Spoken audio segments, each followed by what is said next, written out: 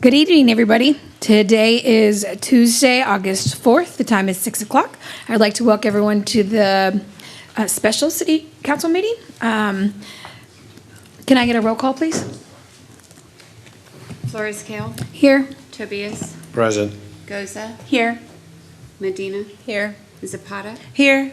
Harris, Here. McKinney, Here. Okay, that's 7. We have a quorum. Up next, we have citizen comment period with city council. The city council welcomes comments from citizens early in the agenda of city council meetings. Those wishing to speak are encouraged to sign in before the meeting begins. Speakers will be provided with an opportunity to speak during this time period on any agenda item or any other matter concerning city business. And we ask that you please observe the 3-minute time limit. All right. Oh, not for the special, but we can. Yeah, we usually do it at regular. It's 6 o'clock. Okay. Sorry. Do I do it differently every time?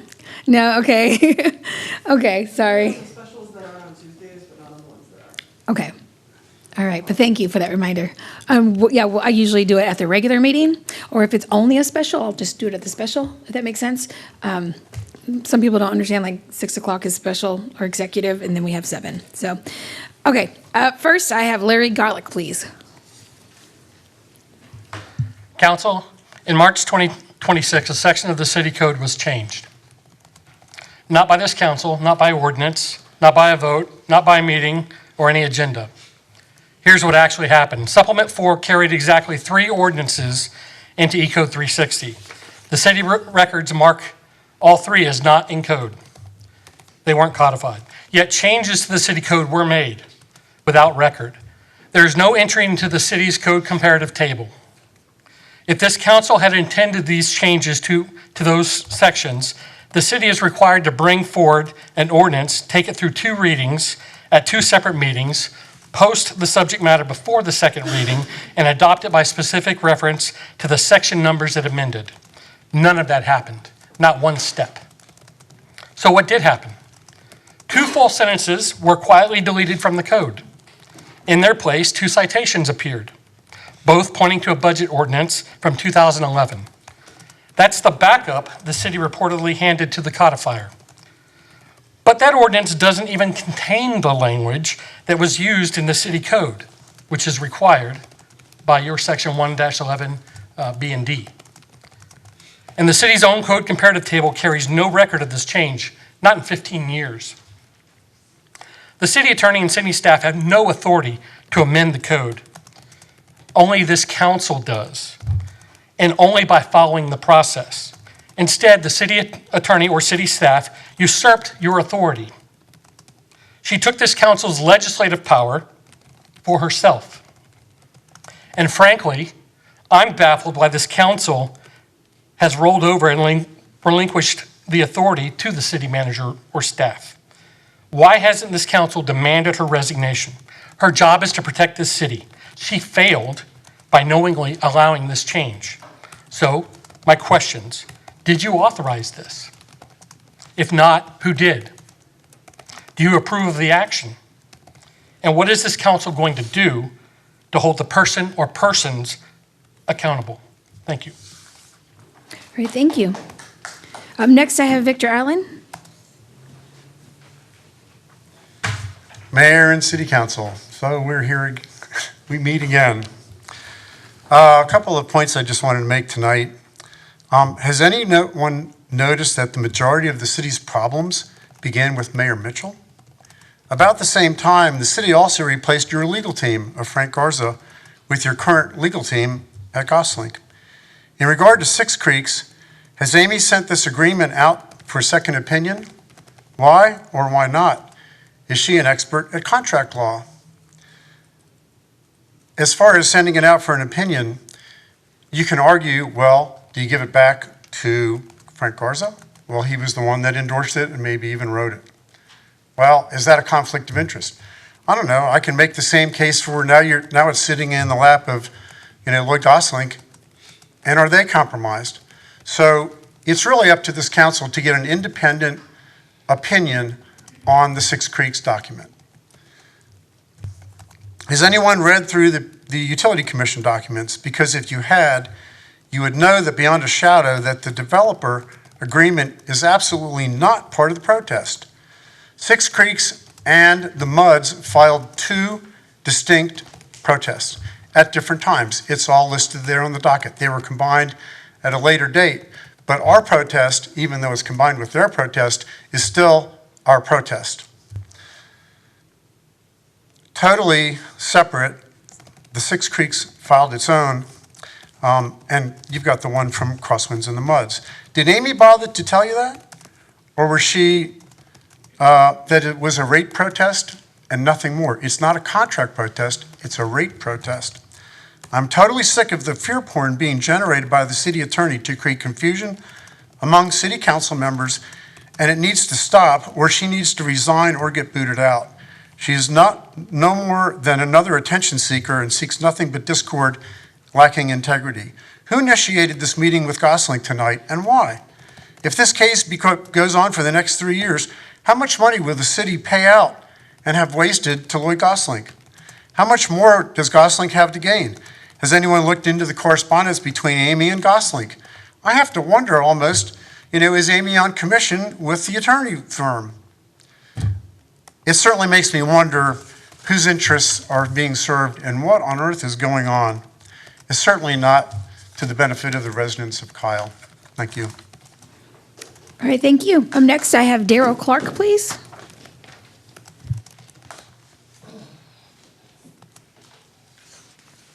Good evening, all council members, mayor.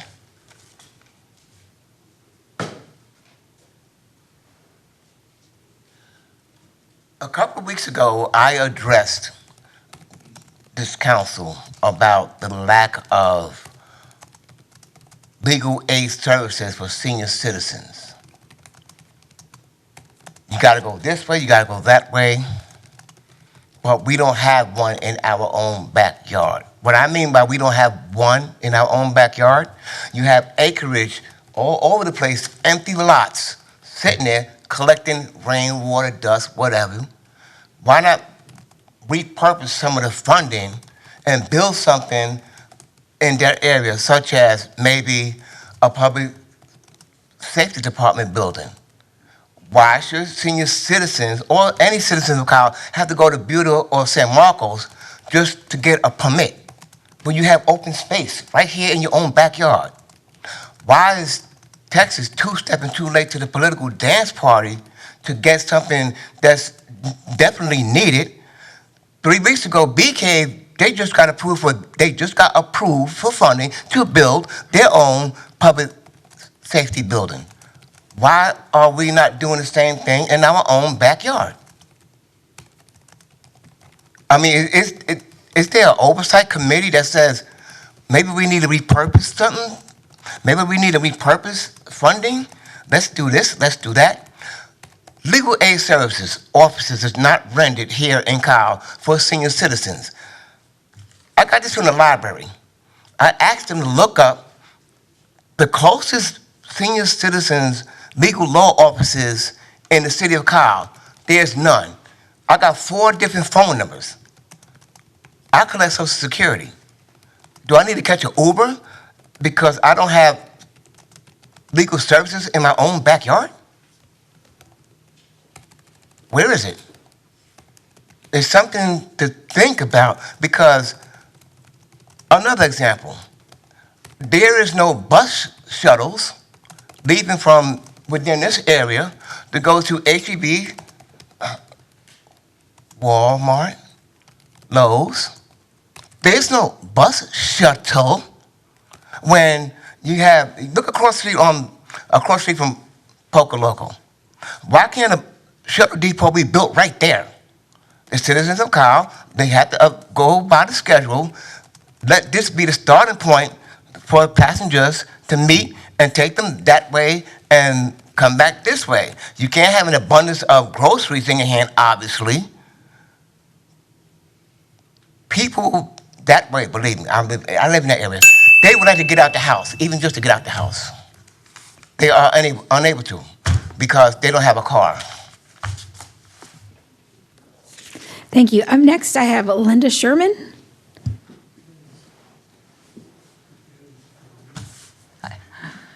Good Good evening, Mayor and Council. My name is Linda Sherman, and I'm a resident of the ETJ community of Six Creeks. Last September, the former Mayor Mitchell, the former city manager Langley, council members Riso and Heiser, and sadly, 2 current council members, Laura Lee Harris and Mark McKinney, voted to raise the water and wastewater rates for the city residents of Kyle by 20% and for the ETJ communities by a whopping 77%. Evidence shows that these same people also voted to fund high-cost projects that the city cannot afford. One example is an excessive number of roundabouts in the city costing at least 10 times what a regular intersection costs. These same people told the residents that these increases were justified based on an independent cost of service study.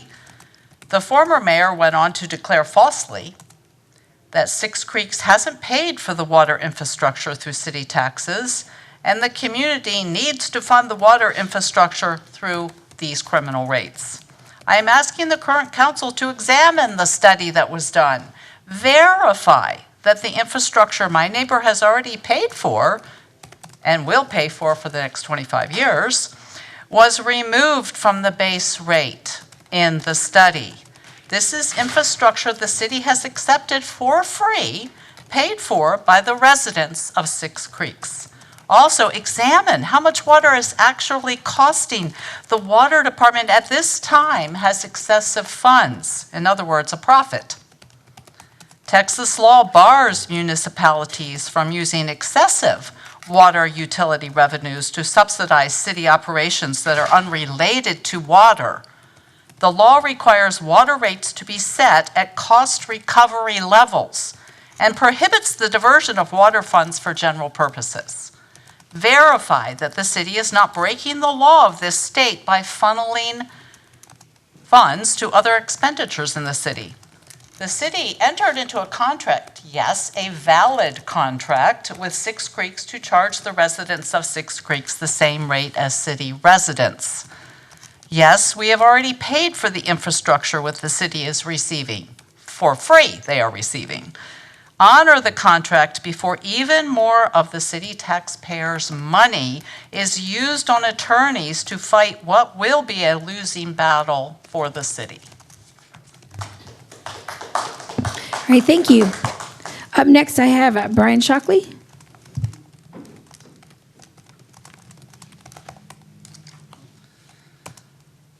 Yes, good evening, Mayor and City Council members. My name is Brian Shockley. I too live in the Six Creeks subdivision. Later today, you'll meet in an executive session to discuss ETJ water rates. And before you do, I simply ask that you remember what is really at stake. The discussion isn't just about utility bills, it's about whether the people of Kyle can have confidence that the commitments made by the city will continue to mean something years later. The development agreement is more than a historical document. It is a foundation upon which homeowners made one of the largest financial decisions of their lives. We relied on the commitments contained in that agreement, and we believe those commitments should be honored as they were written. Thank you. All right, thank you. I have no more forms. Would anybody else like to come up and speak that hasn't signed up? Okay, seeing none, I'm going to go ahead and close citizens' comments. Right now, the City Council will go into executive session to discuss agenda items 1A and B pursuant to Texas Government Code 551.071. Thank you.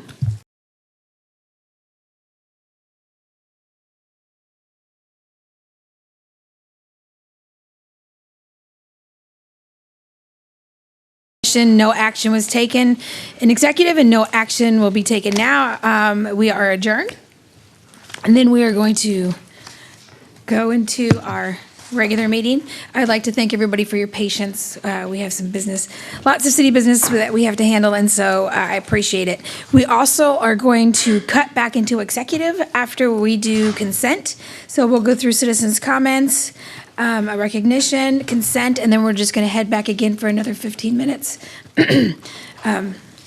for another executive session. So All right, I'm going to open up this regular meeting. Today is Tuesday, August 4th. Time is 7:32. If I could have a roll call, please. Flores Camp, Here. Tobias, Present. Goza, Here. Medina, Here. Zapata, Here, and then I also wanted to request an excused absence. Do I do that after roll call is complete? sure. All right. Harris, and McKinney. Here. Okay, we have 6 here. I think Harris is going to be with us she was just an executive, so. So I will let you do your motion. I would like to make a motion to excuse my absence on July 30th. I did notify council prior to the meeting of a personal emergency that arose, but I got an email from Mayor Pro Tem that it wasn't until hours after the meeting had began that he had seen the email, so I just figured that others hadn't seen the email on time either, but I did submit it and request an excuse prior to then, so I'd like for it to be excused now. Second that motion. Yes, I did receive that. And like I said, it was during there. So yes, ma'am. Second that motion. Okay, I have a motion by Councilmember Zapata, a second by Councilmember Tobias. Do we have any discussion on the motion? There was not sufficient evidence or sufficient reasoning for me to determine whether it was one of the excused absences on our charter, so that would be my concern. Okay. I think I'm a little confused because I said it was a personal emergency and I did notify before the meeting as soon as the emergency came about.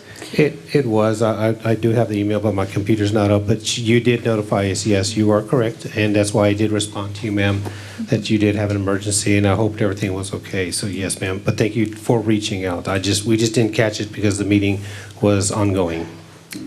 Right, that's the reason why I did not. Usually I will make a motion to excuse, but before the meeting starts, I have a super busy life, and so I do not check my emails probably 2 hours before, and so, yeah, I think it was like at almost 5 o'clock when we received that email. So all in favor, say aye. Aye. Opposed? Nay. Motion passes 6-1. All right, up next, we have, we have the Pledge of Allegiance. Allegiance to the flag of the United States of America and to the republic for which it stands, one nation, under God, indivisible, with liberty and justice for all.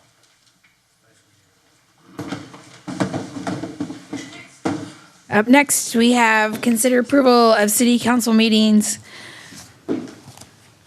Do I have a motion?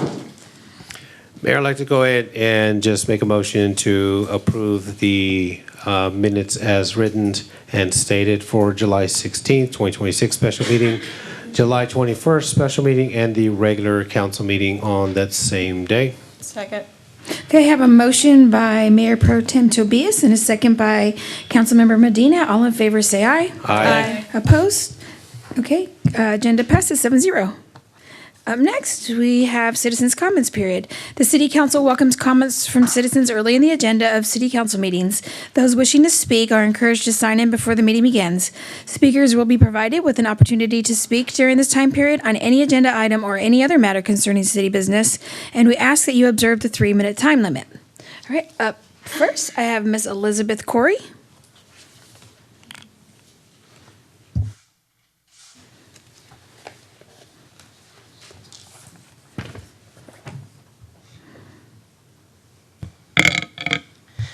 Hello, Mayor and council members. I'm Elizabeth Corey. I live in District 4.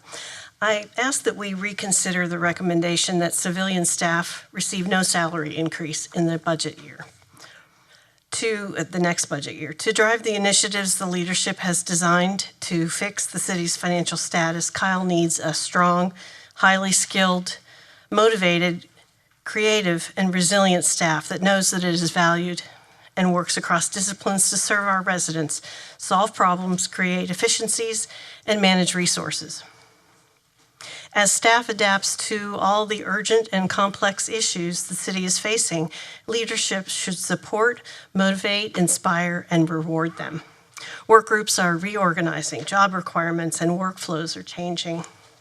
Management is realigning priorities, resources are being reduced. Institutional knowledge held by staff who have left recently is lost. Projects and programs are being reduced or changed in scope, delayed, and canceled. This is extraordinarily difficult for staff. They're expected to respond quickly and efficiently to management direction to repair the financial situation while experiencing anxiety, uncertainty, disappointment, distrust, apathy, low morale, and stress. Probably some other stuff. And on top of that, they're not receiving an annual raise. This doesn't seem to be a wise decision. At the City Council meeting on August 1st, the interim city manager was asked what a 3% increase for civilian staff would cost. A 3% raise would not quite keep up with inflation, but it would come close. It would cost $1.5 million. The proposed budget is almost $417 million. Among the thousands of budget line items, can we not find $1.5 million for our employees, who earlier in the budget presentation on the 1st, our interim city manager referred to as our most valuable asset the city has. So we're going to have attrition. Here are a couple of examples of what this would cost. An employee who earns $60,000 leaves because they didn't get a raise. So make that assumption. The city wants to fill the job at the same salary. Using a commonly used benchmark of 50% of the salary for individual contributors at a professional level, replacing the person would cost $90,000. So $60,000 would be the salary of the new person, the same salary as the person who left, plus 50%, so $90,000. Keeping the original person and giving them a 3% raise would cost under $62,000.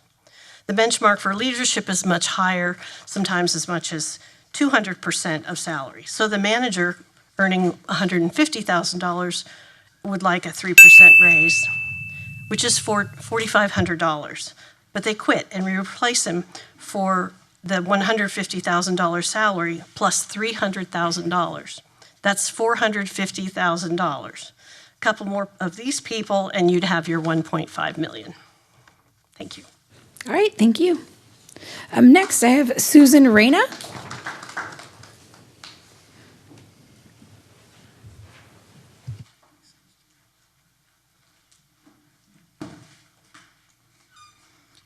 Good evening, Mayor and Council. My name is Susan Reyna. I am a resident of Kyle, and I am president of the Friends of the Kyle Library.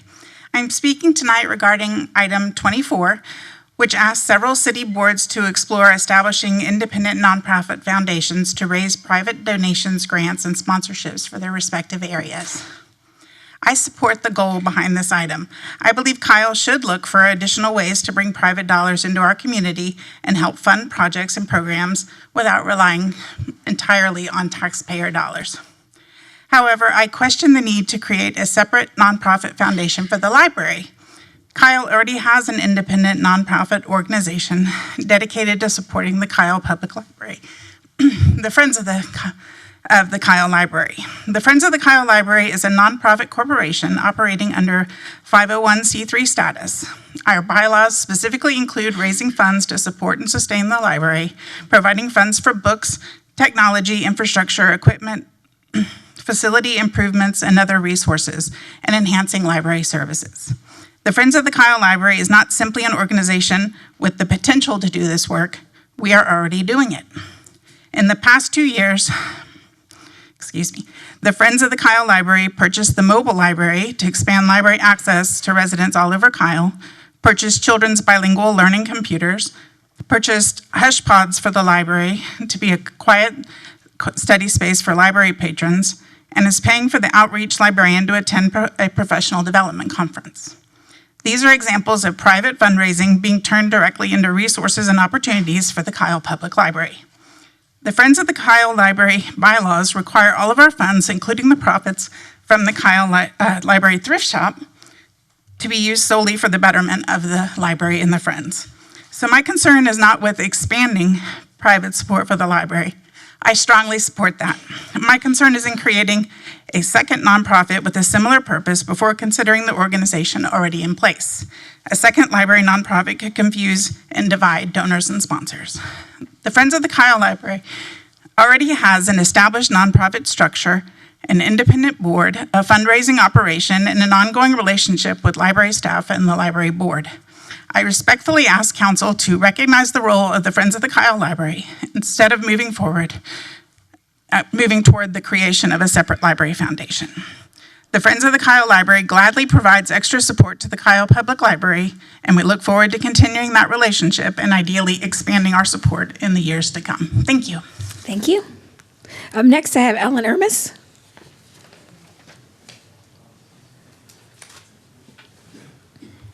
Thank you, Council and Mayor.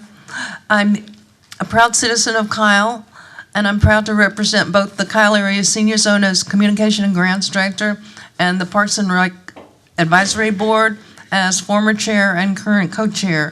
For all the people that I represent, we want to say thank you for the new building. We want to thank you for the bond that was dedicated for a senior activity center. We want to thank council for the architect, the contractor, and the money for the FFE, the furniture, and everything is just beautiful there. It's truly amazing, the results there, and we're looking forward to opening soon. On item agenda number 25, you are again considering a resolution making the name of the facility the Adele Hurst Senior Activity Center. We gathered over 350 signatures on petitions showing strong community support. We're hoping this agenda item might be moved further up on the agenda if possible. Thank you again. Thank you. Next, I have Linda Green.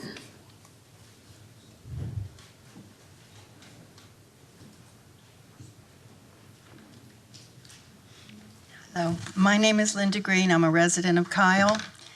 And last week I was speaking about the Axon Enterprise Incorporated that back in November of 2025, our city council, according to the minutes, approved a 10-year master services agreement with Axon Enterprises for public safety technology systems in the amount of not to exceed $700 million with FY 2026 cost, which I guess that's happening, $431,000 being paid out this year to Axon. And the citizens of Kyle did not get to vote on this.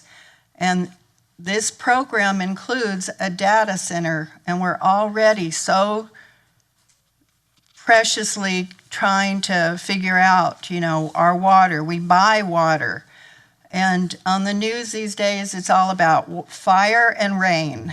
And this data center, given $700 million over a 10-year period, will allow the police to have a comprehensive master services agreement with Axon Enterprises for the Kyle Police Department to integrate body-worn cameras, in-car video systems, and tasers, and have access to Ring doorbell cameras.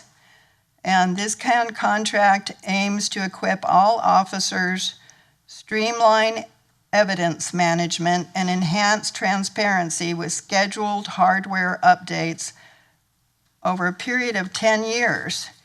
And this was done on November 18th, and I feel like since our bodies are 60 to 75% water, and taxpayers in this town, they should have had a vote. So I'm asking you to save the city some money and rescind this agreement with Axon, because the data centers are going to take our water and we're paying for it, and it's not a just situation. And also last week on ABC News, and again this week, they reported that cyber attacks have happened in water and wastewater utilities in 12 cities in Michigan, and now 7 states have reported to the FBI that they're having cyber attacks on their water systems and their wastewater systems. So we can better put this money towards taking care of our water instead of giving the police department more toys to play with. Did the bell go off? Yes, ma'am. Okay, thank you. Thank you. Next, I have Auburn Dennis.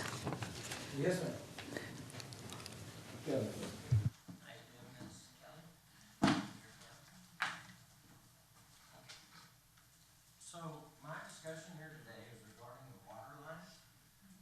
Okay, sorry. Is there something you need to give us? Mr. Sick back there.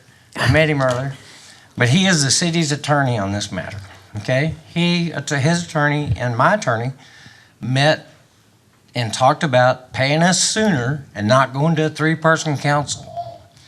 That was all done. It was supposed to be done within 120 days. It's been way longer than that. You're just now considering payment? That's wrong, okay? That my agreement here should be torn up and just started over. They illegally entered my neighbor's gate to get in there one time, and that's against this deal. And this was signed by my wife and I, and I can tell you the date specific. I'll be happy to leave you a contract. I'm sure Mr. Sick has it. You know, sick people don't lose their stuff. So anyway, we signed it March 2nd, okay? 25. So what is it now? We haven't been paid this money forever. What's up? I mean, why do you condemn our land? You move one tree for $1 million and you're going to tear down 20 on our land that are bigger than that tree. So I'm here to appeal to the stewardship, better sensibilities of this committee and this council to move that road and move that water line away and just fill in my tank halfway and get away from those beautiful oak trees. They take a long time to grow. They're gorgeous, and there's like 20 of them. You're gonna be knocking down bigger than the ones over there on one road, okay? You got your money's worth there, I guess, but maybe you can multiply that and not have to pay me for those trees, because I'm gonna get paid. You set a bad precedent when you guys pay for that tree being moved, and I'm not gonna take it. And Mr. Sick knows this. He's the one that talked my attorney into getting us to sign so we'd get paid earlier. This was supposed to come up 30 days ago, just now coming up, and I realize you've had health issues. But I want it to be considered as soon as possible, you know, that you uphold your end of this contract, which I will leave you a copy of, okay? And then, as far as the geology of our land, we have 6 geological outcrops. Where they're planning on putting the road is an above-ground aquifer, say above ground, under the Eagleford, and it's under the Chalk, and the Eagleford and the Buda, and then you get to the Del Rio clay, which we lined our tanks with. It would cost me $100,000 to be done 26 years ago, all right, to be burned and made correctly to gather water. So it's 300 by 150 and 150 by 150 circle to catch the overflow, okay, so it doesn't just rush to the river. Well, you guys are gonna be going over aquifer recharge zones. I begged you to go around that bluff. The bluff on top of the hill that you can see Austin and south and east and west from, all right? And no, they told me for 10 years they would absolutely do it. Then after 9 or 10 years, the K-Freeze called and says, you can only deal with David Baylor. The entire time I dealt with David Baylor, he told me he was an engineer.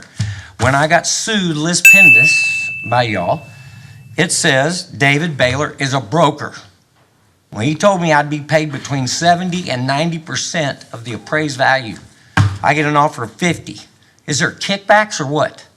I mean, I know you fought that with me, and I called the FBI for you, and I'm so glad he's gone, because the mayor that was here before wasted your money, ruined this city, and gave it a bad name.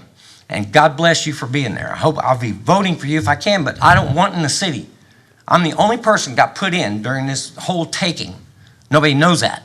They didn't take Arroyo in. They didn't take my neighbors in, which were 123 acre parcels. Nobody, just us, right? So let's just pick on them. 13 years I screw them around. Their land can't be sold. When we had it sold for $10.5 million to Scott Felder, the deal was killed by some lady that worked here and made my broker cry and then quit the business. So I've had enough, and you know this. And you have heart problems, and I'm so sad for you. But, you know, this is real geology done by a Decker in 1977 going to geo school.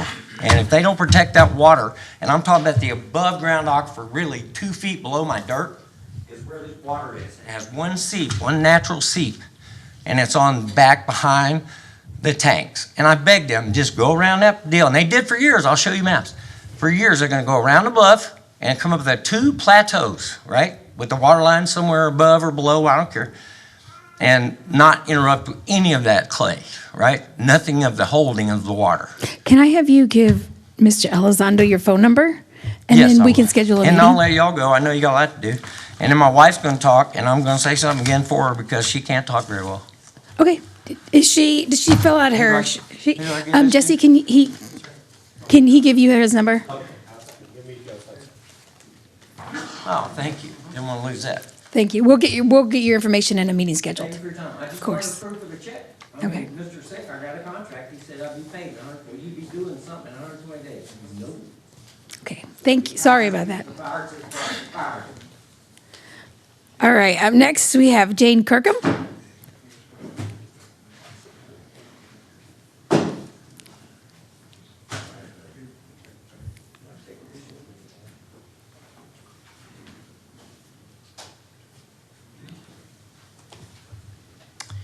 Good evening. I'm Jane Kirkham, Vice President of the Friends of the Kyle Library. Regarding item 24, the Kyle Community Library began as a community effort in the late 1950s when local residents came together because they believed Kyle needed a library. A group, the Friends of the Kyle Library, began meetings, collecting and loaning books, and raising funds to start a library. The first fair on the square in Kyle was for benefit of the library, where ranchers and merchants would donate stuff and would be auctioned off for the future library. In 1961, Jack and Burdine Johnson offered to provide the funds to build the library that the community struggled to fund. In 1963, the Kyle Community Library was dedicated in a building across from Kyle Elementary. In 1989, the Johnson family provided funds for the Friends Thrift Store, creating a continuing source of financial aid to the library.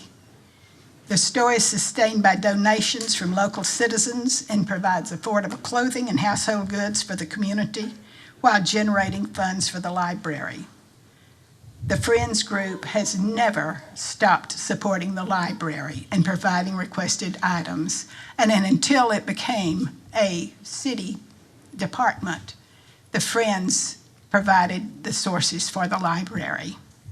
As council considers item 24 and discusses ways to support our library through private donations, grants, and etc., it's important to remember that the Friends Group already has a long history of doing exactly this and doing an excellent job of it. The Friends has continued supporting the library for 6 decades. We were part of the building of the library before it had a building, and we continue to support it today and have ongoing funds to do this. And as Ms. Reyna pointed out, another nonprofit doing the same thing seems like it would split loyalties. So thank you very much. Thank you. All right, I don't have any more forms. Would anybody else like to come up and speak? All right, come on up. Just state your name for the record. We're being recycled. Okay. Sorry, we get to do that, you know. Vic Allen. So, good evening, Mayor and Council again. I have a few numbers to kick around tonight for your amusement. Six Creeks Boulevard by itself comprises nearly 50 acres of property. It becomes a fork at the first major roundabout, and it's about 2 miles long in its entirety. It stretches in from Old Stagecoach Road over to the Toll Brothers Bridge, and then back around at the circle. It goes around and it's not finished back over to Toll Brothers or over to the 150 spur or whatever that's supposed to be. It's kind of dead ends. Anyway, it's 2 miles long. The developer paid $18 million to cover the expenses of putting in those roadways. The original water main was specified to be a 12-inch water main. At the city's request, not Jay Hannels. At the city's request, he increased that to an 18-inch water main. Anybody that's good at math, pi r squared. So a 50% increase in the diameter, in the radius, gives you like a 250% increase in the amount of volume that can flow through there. We didn't do it. He did it for the city. Why? To supply Toll Brothers. Okay? The water main cost about $2.5 million, and all the expenses of the roadways and the water mains were borne and given to the citizens, residents of Six Creeks, not the city. The city sponsored PID bonds just short of $80 million to date. $8 million was rebated to the city as a finder's fee. Who paid for all that? The PID bond holders at Six Creeks. My letter to Brian Langley, dated October 16th, stated that the rates are based on the actual cost of service, he hid behind the skirt of Raftellus and said that it was determined by the cost of service study. Well, we know how much fun that is and how wrong it actually is. It costs more to deliver water to outside city customers. So the Six Creeks residents paid to upgrade the water main to supply the new Toll Brothers community, who get in-city water rates fully a mile further away from the city. Their water main was paid for by the residents of Six Creeks, which is a total insult. The Six Creeks residents should actually be paying only the cost of the water alone, as we've already paid for the pipes. The math doesn't add up. Oh, and the Toll Brothers residents will be driving on the same roads that were also paid for by the residents of Six Creeks. To prove a point, in the event that I personally moved to in-city status, my city tax rate would be about $3,000 a year based on a $500,000 home. That's about what I pay for my PID bond. So it's a zero. Can you see that this is a zero-sum game? If you can credit me the $3,000, then I'll pay you the $3,000. So in tax money, or if you want to call it, whatever you want to call it. It's only reasonable for the city to repurchase the $80 million worth of expenses that the residents of Six Creeks are already paying. Additionally, there was a case in North Austin where the Utility Commission, where the PUC not only changed the outrageous overcharges of the North Austin residents, but was required to refund every single penny that they were overcharged. Why hasn't the developer agreement been sent elsewhere for an outside city council opinion? Mitchell and Langley have abandoned you and the residents of Kyle, leaving you holding the bag. It's time to stop the hypocrisy and reduce the city's liability and honor the developer agreement. Thank you very much. Thank you. Are you going to speak, Mr. Garlick? All right, up next we have Larry Garlick. Good evening, Mayor, Mayor Pro Tem, and Council. My name is Larry Garlick. I want to end on something hopeful because I think you've already started to fix this. We just haven't heard it clearly yet. The city's new budget presented 3 days ago plans for a 0% increase next year for water and wastewater. That's great, inside the city and outside the city. Your budget documents even list in writing resolving some rates and related disputes as a goal for this year. That would be wonderful. Stop wasting money fighting rates that were never equitable. Your utilities funds came in at $13.5 million ahead of plan this year. This begs the question, were the urgent, immediate needs used to justify last year's rate increase really there? Or does your own reserve data tell you a different story? Water alone beat projections by over $3 million. So the money is there, and your own budget already treats this as something that needs to be resolved, not litigated any further. That's why I'm asking you to act. Instead of wasting money meeting with attorneys, make it clear that relief from the 77% increase is necessary and imminent. Acknowledge that the 2026 rate was out of line and bring an adjusted rate back in a public meeting so everyone can see it. The city code gives you guidance. Back in March, part of that formula was quietly deleted from the online code with no ordinance ever passed or to authorize it. And under your own rules, that's not a valid way to change code.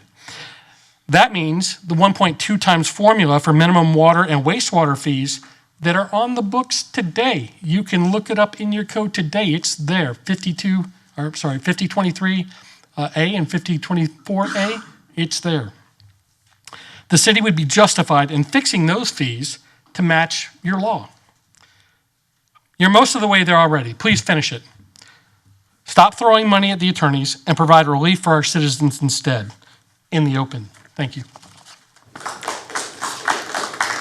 All right, thank you. I have no more forms. Would anybody else like to come up to speak? Yeah, my wife wanted to talk, but I didn't talk for her because she's got in that record. You got it. All right. This next thing I want to talk. Could you have her fill out a form too, though, hon? Could you fill out a form? She filled it out. Okay, thank you. And then just assign me her speaker. Oh, what a good wife. Okay, so I have the ETJ opt-out bill in front of me. To my knowledge, everything I read in here, you have violated every single thing that was to be done. You have only incorporated my property into it and 3 or 4 acres down in the southeast corner, okay, of the 1,900 and something acres. In which time, and I write this down in these notes that come from SB 2038, okay, and I want out of your city. I lost a $10.5 million sale, keeping 2.01 acres for CCN and a water well on my property to use in that area, right? Provide more water like Aquasource, all right? From the Edwards, full in my place, all right? The basement. And so far, the city has done nothing to protect me or help me in any way. Scott Felder walked away because of some lady, and I don't know if it's you, Virginia, somebody, made her cry in a meeting upstairs and I said, who killed the deal? She raised her hand like first grader, said, I did. Well, if you're gonna kill the deal, then be more gentle about it than that. You know, we didn't see a reason for it, Felder, blah, blah, blah, whatever. But not just kill the deal because it wasn't coming until 2028 and the offer was 2024 to us. Okay, so we're already 2 years past $10.5 million at 5%. That's $1 million already, all right? So I want out of the city, and I will do everything in here. We own the majority of the land to get this out, and I request that the city look at this with a really sharp eye, okay? Mountain City has a Kyle water tower. Mountain City has Kyle water. Mountain City, Anthem we're talking about, has Kyle wastewater. And I smelled it going in, didn't smell good, first test. But all that is theirs. But coming through me for 1 mile, they're not leaving me one tap, nowhere to get water, for anybody building on the west side, east side, no matter what. And I'm expecting they want the money back by charging me for it later or charging a builder for it later. No, ma'am, that is not the case, all right? You want to destroy our land, destroy our aquifer, the one right below the dirt, literally, that stays there in about a 40, 50 acre area at 3 or 4 feet thick. So you figure the math, it's a few million gallons of water, all right? It acts as a reservoir refiller for our big tank, which provides us fish and wildlife, okay? And you're knocking down all these trees, but I mean, you're gonna condemn me no matter, but I do not need to be in the same ETJ as the Mountain City. How you got away with that, I'll never know, all right? The capitulation that goes on here, the theft that went on here before you came to me and asked for my help at that coffee shop by 7-Eleven, the Starbucks, I told you I'll do anything I can. While I believe the mayor, I cannot prove anything against him, it was odd that he would want a commission for a sale to Poco Loco for $12 million 6 years ago, and I fired him. I fired Chris Story, 1 Story, 2 Story, said no thank you. Not gonna deal with immoral people.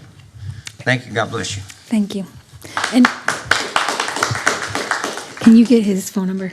Okay. Mr. Auburn, he's gonna, Mr. Elizondo will take your information out in the hall. Okay. Yeah, I might as well give it to the other person. Okay. Thank you. Whew, okay. Are there any other people that would like to speak? All right, seeing none, I'm going to close citizens' comments. Up next, we have agenda order. Would anybody like to move anything up? In the interest of those here from the CASD group, can we move up number 25? 25? Anybody else like to move anything else up? 24 was asked to be moved up as All well. right, we got 24. and 25. And if that's okay, we will do it right after consent. No disagreement here. All right. So just a heads up, after consent, we are going to hit up executive session. We'll be there hopefully no longer than 15 minutes, and then we'll come back out and we'll do agenda item 24 and 25. So up next, we have recognitions. We're going to, agenda item number 23, recognize the Kyle employees of the quarter for quarter 3 of fiscal year 2026. This recognition honors employees who exemplify the city's core values of teamwork, accountability, integrity, visionary leadership, and transparency. Item presented, Ms. Julie Beggs. Good evening. Thank you. It's a privilege to be here, Council. My name is Julie Beggs, and I serve as the Director of Human Resources and Civil Service. It's our pleasure to recognize the City of Kyle's Employee of the Quarter recipients, each of whom was nominated by and selected by their peers for demonstrating the values that guide our organization and strengthen our service to community. These employees were chosen not only for the quality of their work, but for their character, professionalism, commitment that they bring to their roles every day. Through their actions, these honorees reflect the City of Kyle's core values as visionary leadership, integrity, accountability, transparency, and teamwork. Their nominations speak to the meaningful impact they have on their coworkers, departments, residents, and families that we serve, many of whom are here tonight. We are proud to celebrate these outstanding employees and thank them for setting an example of excellence, service, and dedication to the City of Kyle. Recipients, as I say your name, please join me at the podium so we can acknowledge your contributions and your award. Each of our recipients will receive a small award that they may have for their desk or home or wherever they would like to see that reflected. So they will receive that tonight. First, let me introduce you to Jacob Paz. He's an officer with KPD. He was selected as demonstrating visionary leadership. Bless you. While reviewing body camera footage for an open records request, Officer Paz demonstrated exceptional professionalism and visionary leadership during a recent DWI arrest involving a juvenile driver. Officer Paz ensured the juvenile understood the seriousness of her actions and the legal consequences she would face, while also treating her with dignity and respect throughout the investigation and arrest process. Rather than humiliating or condemning her during a difficult moment in her life, he remained calm, composed, and empathetic. His approach helped de-escalate an emotional situation while still enforcing the law appropriately and responsibly. His ability to lead with both firmness and humanity reflects the core value of visionary leadership. Officer Paz recognized the effective law enforcement is not only about holding individuals accountable, but also about influencing outcomes through professionalism, empathy, and emotional intelligence. His actions provide a strong example of how officers can protect the community while preserving the dignity of those they encounter. Congratulations.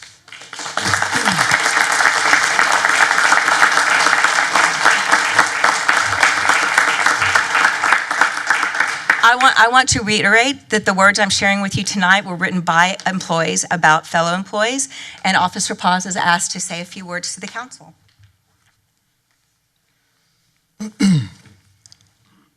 Good evening, Mayor, council members, city manager, Chief Barnett, members of the department, my family, friends, and everyone here tonight. I want to sincerely thank the City of Kyle for this recognition. It is truly an honor to receive Employee of the Quarter, and I don't take that lightly. Law enforcement is a profession that asks a lot of the people who wear the uniform.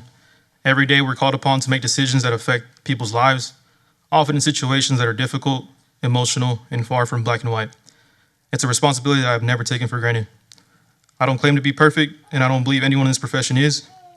This profession will always present challenges, and not every obstacle comes from the streets we patrol. But I can say with complete confidence, every decision I make is guided by my training, my conscience, and my commitment to doing what I genuinely believe is right under the circumstances presented to me. I can't control every opinion, every circumstance, or every outcome, but I can control my character, my work ethic, and the way I serve this community. Regardless of the circumstances, I will continue to approach each day with humility, professionalism, and a commitment to serving the city to the best of my ability. Integrity isn't something that is measured only when things are easy. It's revealed when your decisions are scrutinized and your character is tested. I'm grateful to work alongside officers, supervisors, dispatchers, civilian staff, and city employees who dedicate themselves to this community every day. I've been fortunate to learn from outstanding mentors, including two in the back with Sergeant Flores and Sergeant Guzman, and I hope I can continue paying that forward to the next generation of officers. Lastly, I want to say to my beautiful fiance, thank you for your endless love, patience, and unwavering support. You have stood beside me through the stressful days, the long nights, and every challenge this profession has brought our way. Even when this career demands so much of us, you've never stopped believing in me or encouraging me to keep moving forward. I truly could not ask for a better partner to share this journey with. To my parents, thank you for believing in me long before I fully believed in myself. You've encouraged me to pursue my dream of becoming a police officer, even during the moments when I questioned whether I was capable of achieving it. Your faith in me gave me the confidence to take that leap, and I will always be grateful for the sacrifices you've made and the values you've instilled in me that have shaped the officer that I've strived to be. To my children, you are my greatest motivation. Everything I strive for is in large part because of you. I hope that by the way I live my life and serve this community, I'll show you that anything you put your mind to is possible through hard work, perseverance, and integrity. More than any award or accomplishment, my greatest hope is to be a role model you can always be proud of. Thank you again for this incredible honor. It is a privilege that I will never take for granted. God bless and stay safe.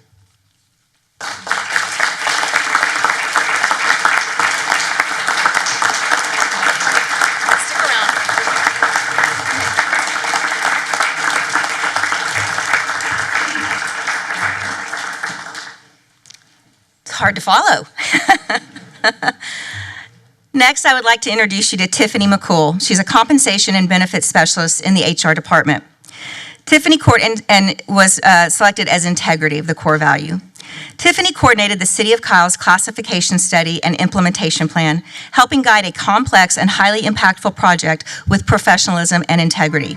Throughout the process, she maintained the integrity of the work by ensuring the data, communications, consultant recommendations, and implementation efforts were handled thoughtfully, accurately, and transparently. And throughout each phase of the work, employees were informed and provided the opportunity to participate in the plan. This project included meaningful engagement with employees, management, and senior leadership. And Tiffany helped ensure the process reflected thoughtful consideration of employee impacts, transparent discussions about the findings, opportunities for employees to ask the consultant direct questions, and accessible job descriptions published online for employee reference. For a study the city had not undertaken before, maintaining integrity throughout the process was critical to its credibility. Tiffany has done an outstanding job navigating questions, responding with facts and empathy, and demonstrating the value of integrity through her actions. She has exemplified what it means to do what we say we will do. Tiffany McCool.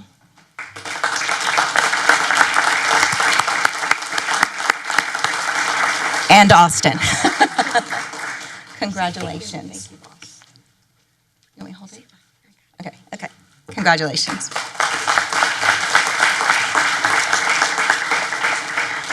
Next, from our finance department, please help me welcome Amanda Fluitt for accountability. Amanda truly embodies the city's core value of accountability. She makes it a priority to partner with those she works with so she can perform her role with accuracy, care, and excellence.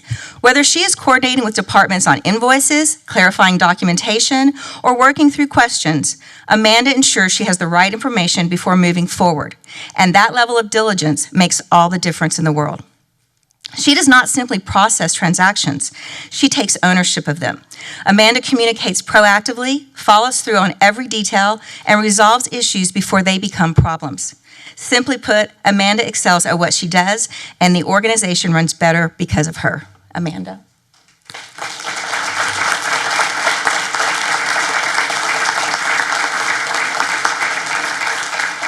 Congratulations. I just want to say thank you. I've been with the city for 14 years, and every department I've worked with has made me a better person. So I just want to say thank you all.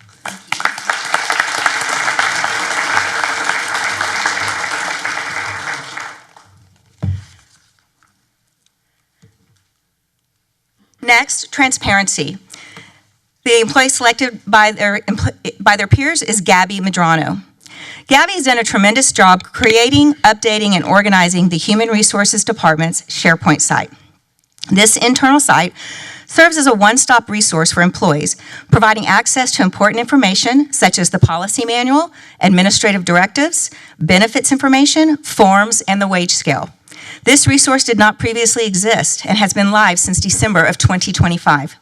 Since its launch, it has continued to grow with relevant, accurate, and accessible information that helps employees quickly find the resources and benefits they need. Gabby's work has been a tremendous asset to the city, improving transparency, strengthening communication, and saving valuable time for staff across the organization. Gabby Medrano.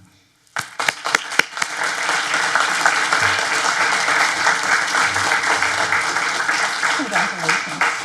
Awesome. And welcome Bobby for teamwork. Bobby Doherty with our water utilities.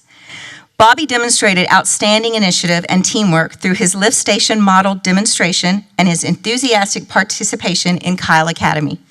His willingness to help educate residents about the important, often unseen work performed by the Water Utility Department reflects a strong commitment to public service, collaboration, and community engagement.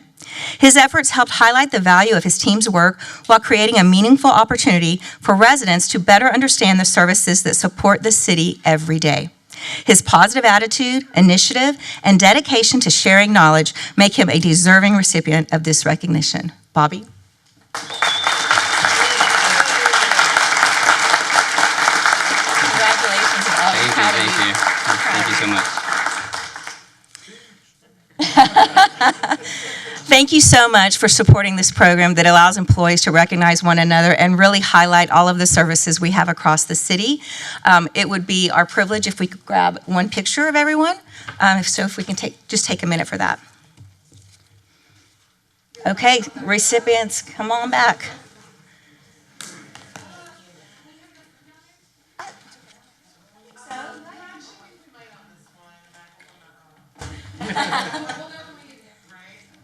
Provost, if you'll join us.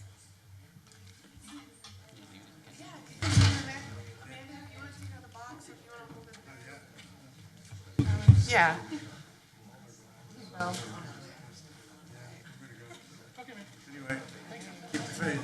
right. Oh, shoot.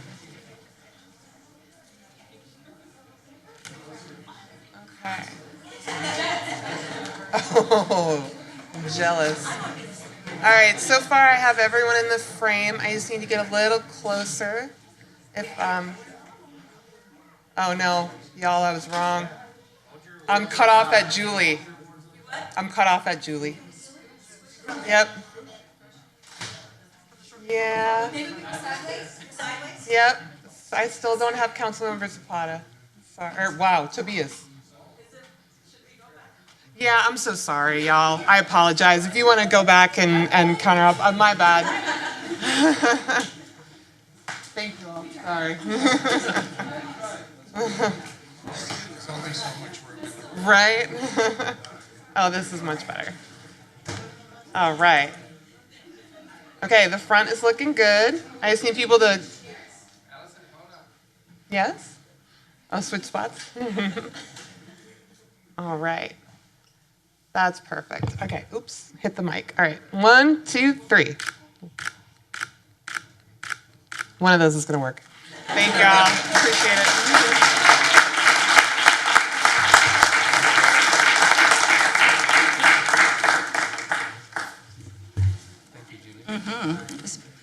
That is pretty awesome.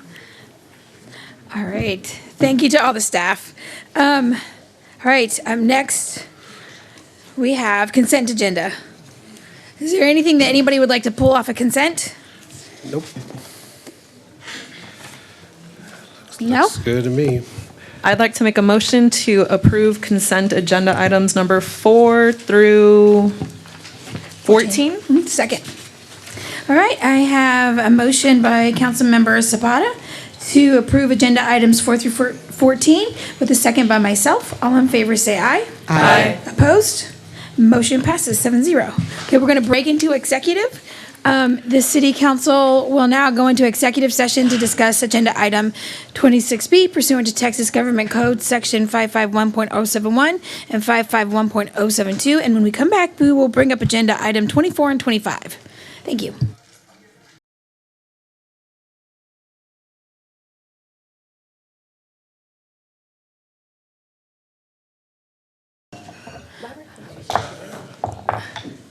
Okay, we're back from executive session. There was no action taken in executive session, but there will be action taken now.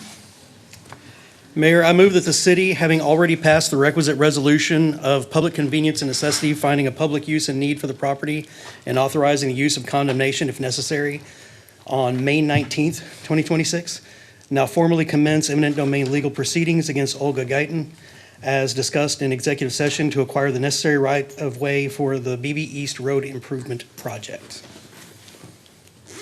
Second. I have a motion by Councilmember McKinney and a second by Mayor Pro Tem Tobias. I think this is going to take a roll call vote, correct?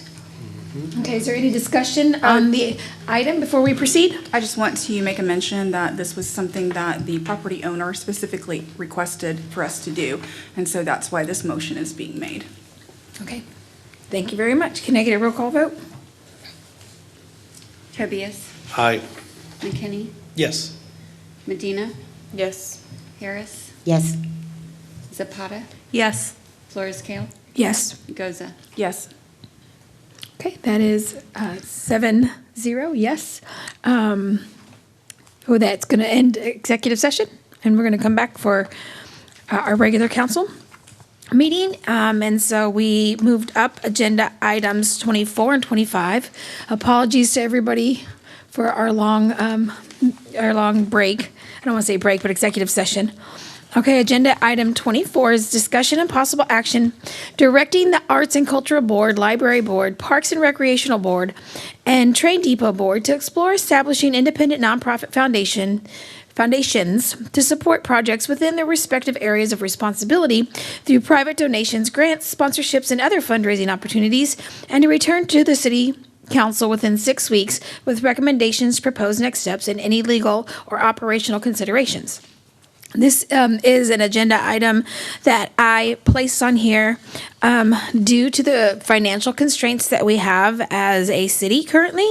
My goal is long-term, so in case we ever come into this situation again, the things that we like as far as quality of life are not affected. This item is about giving our community another way to invest in the things that are important to them and to make that make Kyle special.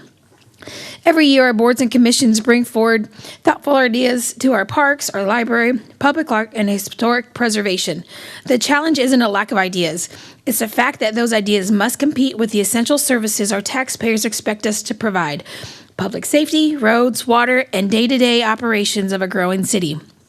I'm not asking for us to create any foundations tonight. I'm asking our boards to study the idea, look at the legal and operational considerations, and come back with recommendations and whether they believe it's something worth pursuing. Across Central Texas, we've seen nonprofit foundations help communities build playgrounds, expand libraries, improve parks, preserve history, and bring new opportunities to residents through private donations, grants, and sponsorships instead of relying solely on taxpayer dollars. And I want to address one point. If our library board were to recommend creating a library foundation, it would complement, not compete, with the incredible work already being done by the Friends of the Library. The Friends have been wonderful advocates and volunteers for our library.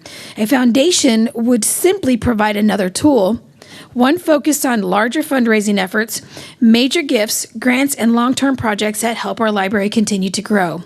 For example, if somebody wanted to make a legacy donation directly to the city and its library, they would be able to do so through a foundation.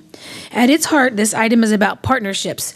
If a family wants to leave a legacy by helping building a reading garden, if a local business wants to sponsor a playground, or if a charitable foundation wants to invest in public art or historic preservation, we should have a way to welcome that investment. This item is about creating more opportunities. It's about inviting our community to help shape Kyle's future while being responsible stewards of taxpayer dollars. I am open for questions. Councilmember Harris. I think this is a good idea. One of the things I might suggest is that instead of having separate foundations for each, that we could have one Kyle Foundation and have separate dedicated funds for each of the activities. It would be essentially the same, but a whole lot less paperwork for the city and confusion for our residents. Okay, so how does that look? I don't know if anybody. Go ahead. Well, because nonprofit that's just my background. So there's going to be a difference in the legal setup of it. Because if you're talking about like a true independent 501c3, the city cannot direct that. Then you also run into the issue that our commissions and boards right now don't have the authority to actually do something like this. Because if the city were to direct the creation of an independent 501c3, it is not an independent 501c3. It would fall under different legal status. Because by definition, a 501c3 has to have like its own governing board, its own board of directors that's completely removed from the city. So if you wanted to do it to where our boards and commissions are the ones that choose it and run it, then that's an entirely different thing than an independent nonprofit organization. And then you're talking about like fiscal sponsorship costs, operating costs and whatnot, because we would have to provide city support and they would have to report on that. And then additionally, currently already, a donation to a municipality is already tax deductible if for a public purpose. So someone can already make a contribution to the city directly with it being tax deductible, which is the point of like the 501c3. In addition to that, the legacy trust is not just foundation. So like if someone wanted to set up a legacy trust with a 501c3 organization, such as like the Friends of the Kyle Public Library, they could already do so because it's just 501c3 that has nothing to do with like foundation. It just, you can be a foundation, organization, corporation, have a C3. So I think in my opinion, if it would be, it just doesn't make sense as to why we would direct private citizens and like force them to do something, because an independent nonprofit is something that is like self-organized by volunteers who want to do this. In addition to that, I went through and I looked at the examples that you provided for the like New Braunfels Parks Foundations and shirts and I think Round Rock. Also, just raising funds as a nonprofit is extremely difficult. It's not, I don't know why everybody thinks it's so easy. It's very, very hard. And so, for example, for New Braunfels Parks Foundation, it took them from like 2005 to 2014 to even get like a revenue of $47,048. According to their Form 990, in 2024, their revenue was about $442,000, or it wasn't 442, it was $42,207. The same thing with Pflugerville Parks Foundation. They formed a 990 EZ, which means they didn't even raise $50,000 because you don't have to report it at that point. So you can file a 990 EZ or a 990N. Same thing with Schertz Library Foundation. They didn't raise enough to even have to file like an actual true Form 990. Friends of Georgetown Parks and Recreation actually is the only one that is different because they partnered with C3 Presents, which actually puts on like concerts and festivals and stuff. And so they host, it's called like Two Step In or something like that. And so they were able to raise like $1.5 million, but because they have like an amphitheater and whatnot, and they partnered with C3 Presents. So it just doesn't make sense to me that we would, one, direct something that would legally change the status of it being a 501c3, giving the boards and commissions authority that they currently don't have by charter ordinance, competing with the Friends of the Kyle Public Library, because you do have to compete when you're submitting grant applications and whatnot. You're competing amongst your peers. It's tax deductible already to make a donation directly to the city. If this is something that residents feel compelled to do on their own, I think fantastic, that's amazing. But right now it doesn't look like we have the legal authority. We would change the legal status. And we just, I don't see us having any control over a completely true independent 501c3. Okay, thank you, Councilmember. Does anybody else, because you already spoke, so before, but does anybody else would like to speak? McKinney. All right, Councilmember McKinney. I'm just going to reiterate basically what Dr. Harris said, because that was my thought process too. Like, I love the concept behind this. I've always pushed for more community-driven initiatives. And I think that the idea is that this entity can at least solicit donations, which is something that's not currently happening. and you get, a group of dedicated volunteers to do stuff, I've seen it firsthand. We accomplish a lot. I think that instead of dividing it up, if we combine it all just for the logistics of managing one entity versus multiple, I think it'll be more efficient and be able to navigate the different complexities of soliciting donations for different projects. Okay, Mayor Pro Tem Tobias? Okay. I think maybe I sent you and Courtney this a couple of months ago about what cities and budgets and researching and finding out ways to do exactly what you guys are saying. The question isn't whether it's like cities can keep their heads above water today, but whether they're preparing for challenges for tomorrow. Remember, I may have sent that to you.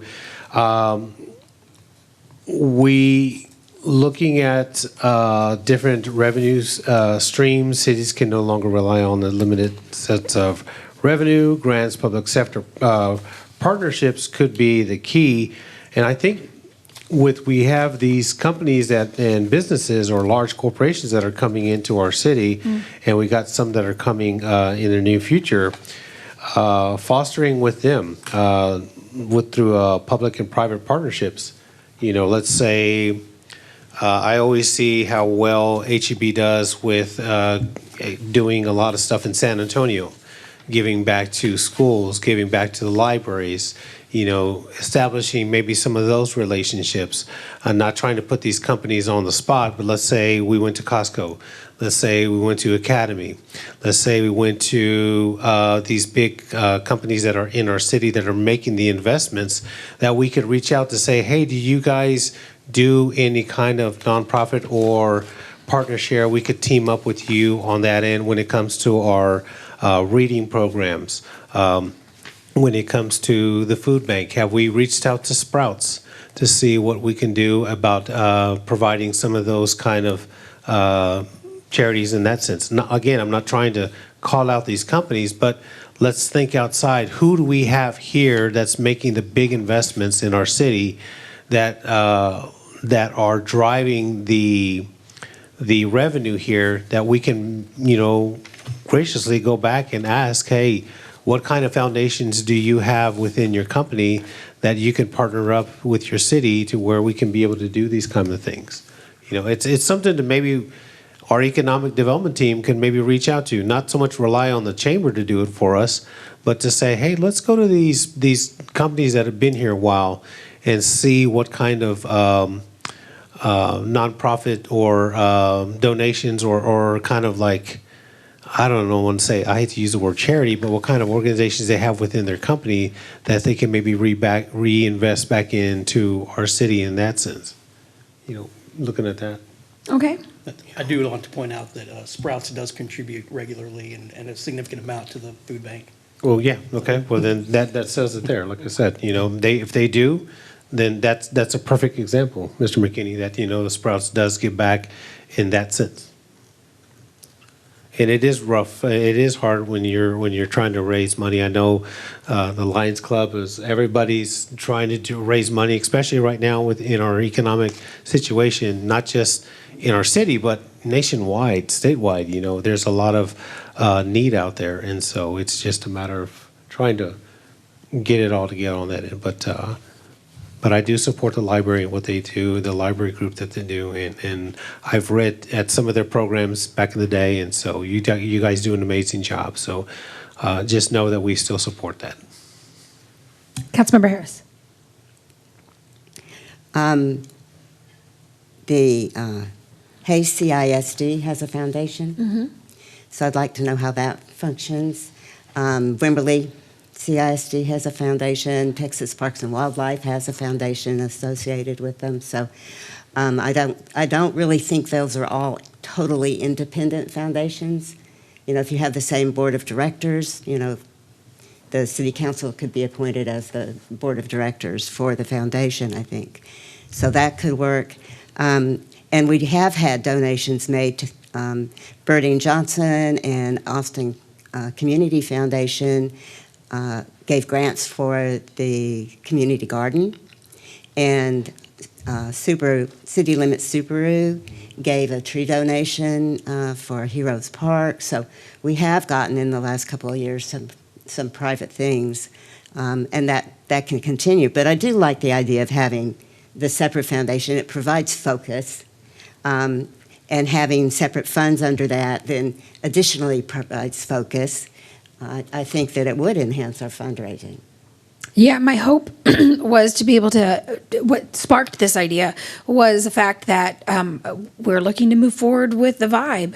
And it does pain us to not be able to build it all in one day. But when we approved it back in, I think, 2022 or 2021, we knew it was going to be a 10 to 15-year process. So coming into the hard times, I was thinking, how can we still move forward with the vibe and, be able to take some kind of donations? And so, my hope, for me, it doesn't matter if it's one foundation with multiple funds or if it's individual foundations. I would like the ability for people to donate and make it easier for them. I mean, I get they can currently donate. I've gotten 2 donations for the city, but my goal is to set up a foundation. The ISD is a great example, and to allow people to set their donations up on their own. So if we're okay with moving forward with one foundation, I'm okay with that, but I'm just kind of curious how that would look. Mayor, we usually see these as separate foundations. There's some logistics in the city creating a corporation that I would want to look into before we decided to move forward with one. Happy to say explore all options for these boards to create one or more foundations, and then we can bring them forward after we've had a chance to do that research. What do we do about giving them the authority to do that? Because currently, like I looked at, for example, at like these other ones that do have something similar, and they like have like separate like ordinances, and it might be the thing that you're talking about right now. Well, the proposed motion does not direct them to establish them. It directs them to bring back options. And so the idea is that we're going to have our board members do some of that research. Obviously, I will do some of that research as well through my office, and then we'll bring that forward. Okay. I think my concern is really about changing the legal status and like the fiduciary responsibility that the city would hold either as like a fiscal sponsor or something similar. I don't think this motion would do that. This motion is simply to get advice from our boards on what they think those foundations might look like or how they think they might operate. We can bring those concerns back. We can address those concerns maybe with the board. If we can just jot that down and say, hey, what would this look like, or what would that look like? I think that's something, if it's a concern that we can address, but that is absolutely not what we're looking to do today. We're just looking to take one step forward to get the ball rolling. And if it doesn't move forward, then it doesn't move forward. I'm okay with that too. I would just like to have permission, or to give permission to the boards and to staff in order to begin the process. I think we'll run down all options and all concerns as part of this process, and this would just let the boards say if they know somebody who's interested in setting up a nonprofit, they can bring those people to us, and that's helpful. You guys okay with that? Councilmember Goza?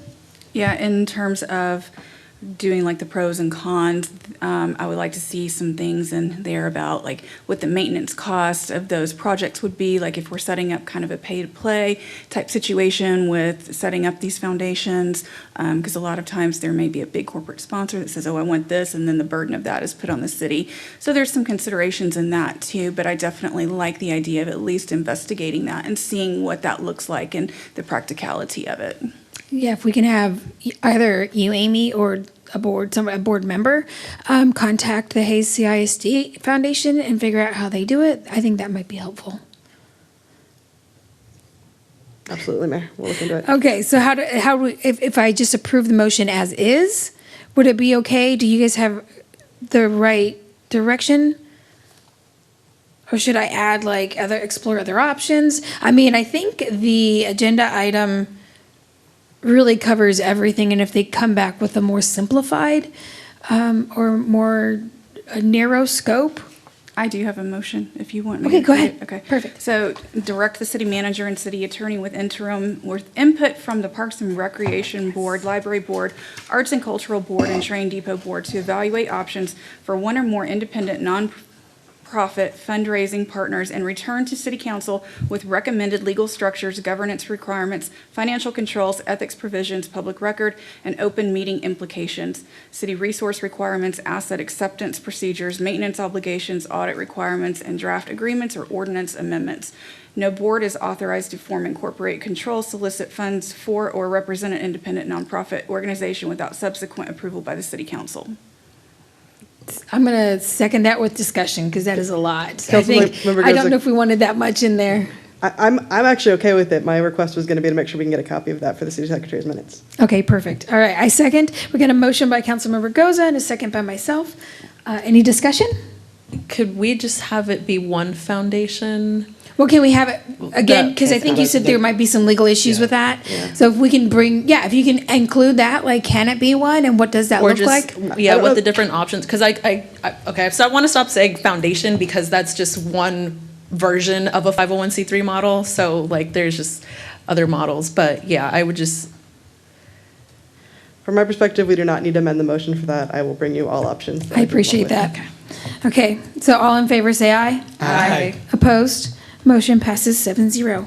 Okay, up next, we have agenda item 25, discussion and possible action directing the city manager to bring back a resolution officially naming the senior facility located at 1500 Daisy Lane in honor of Adele Hurst as the Adele Hurst Senior Activity Center, recognizing her contributions and dedication to the senior community and the city of Kyle.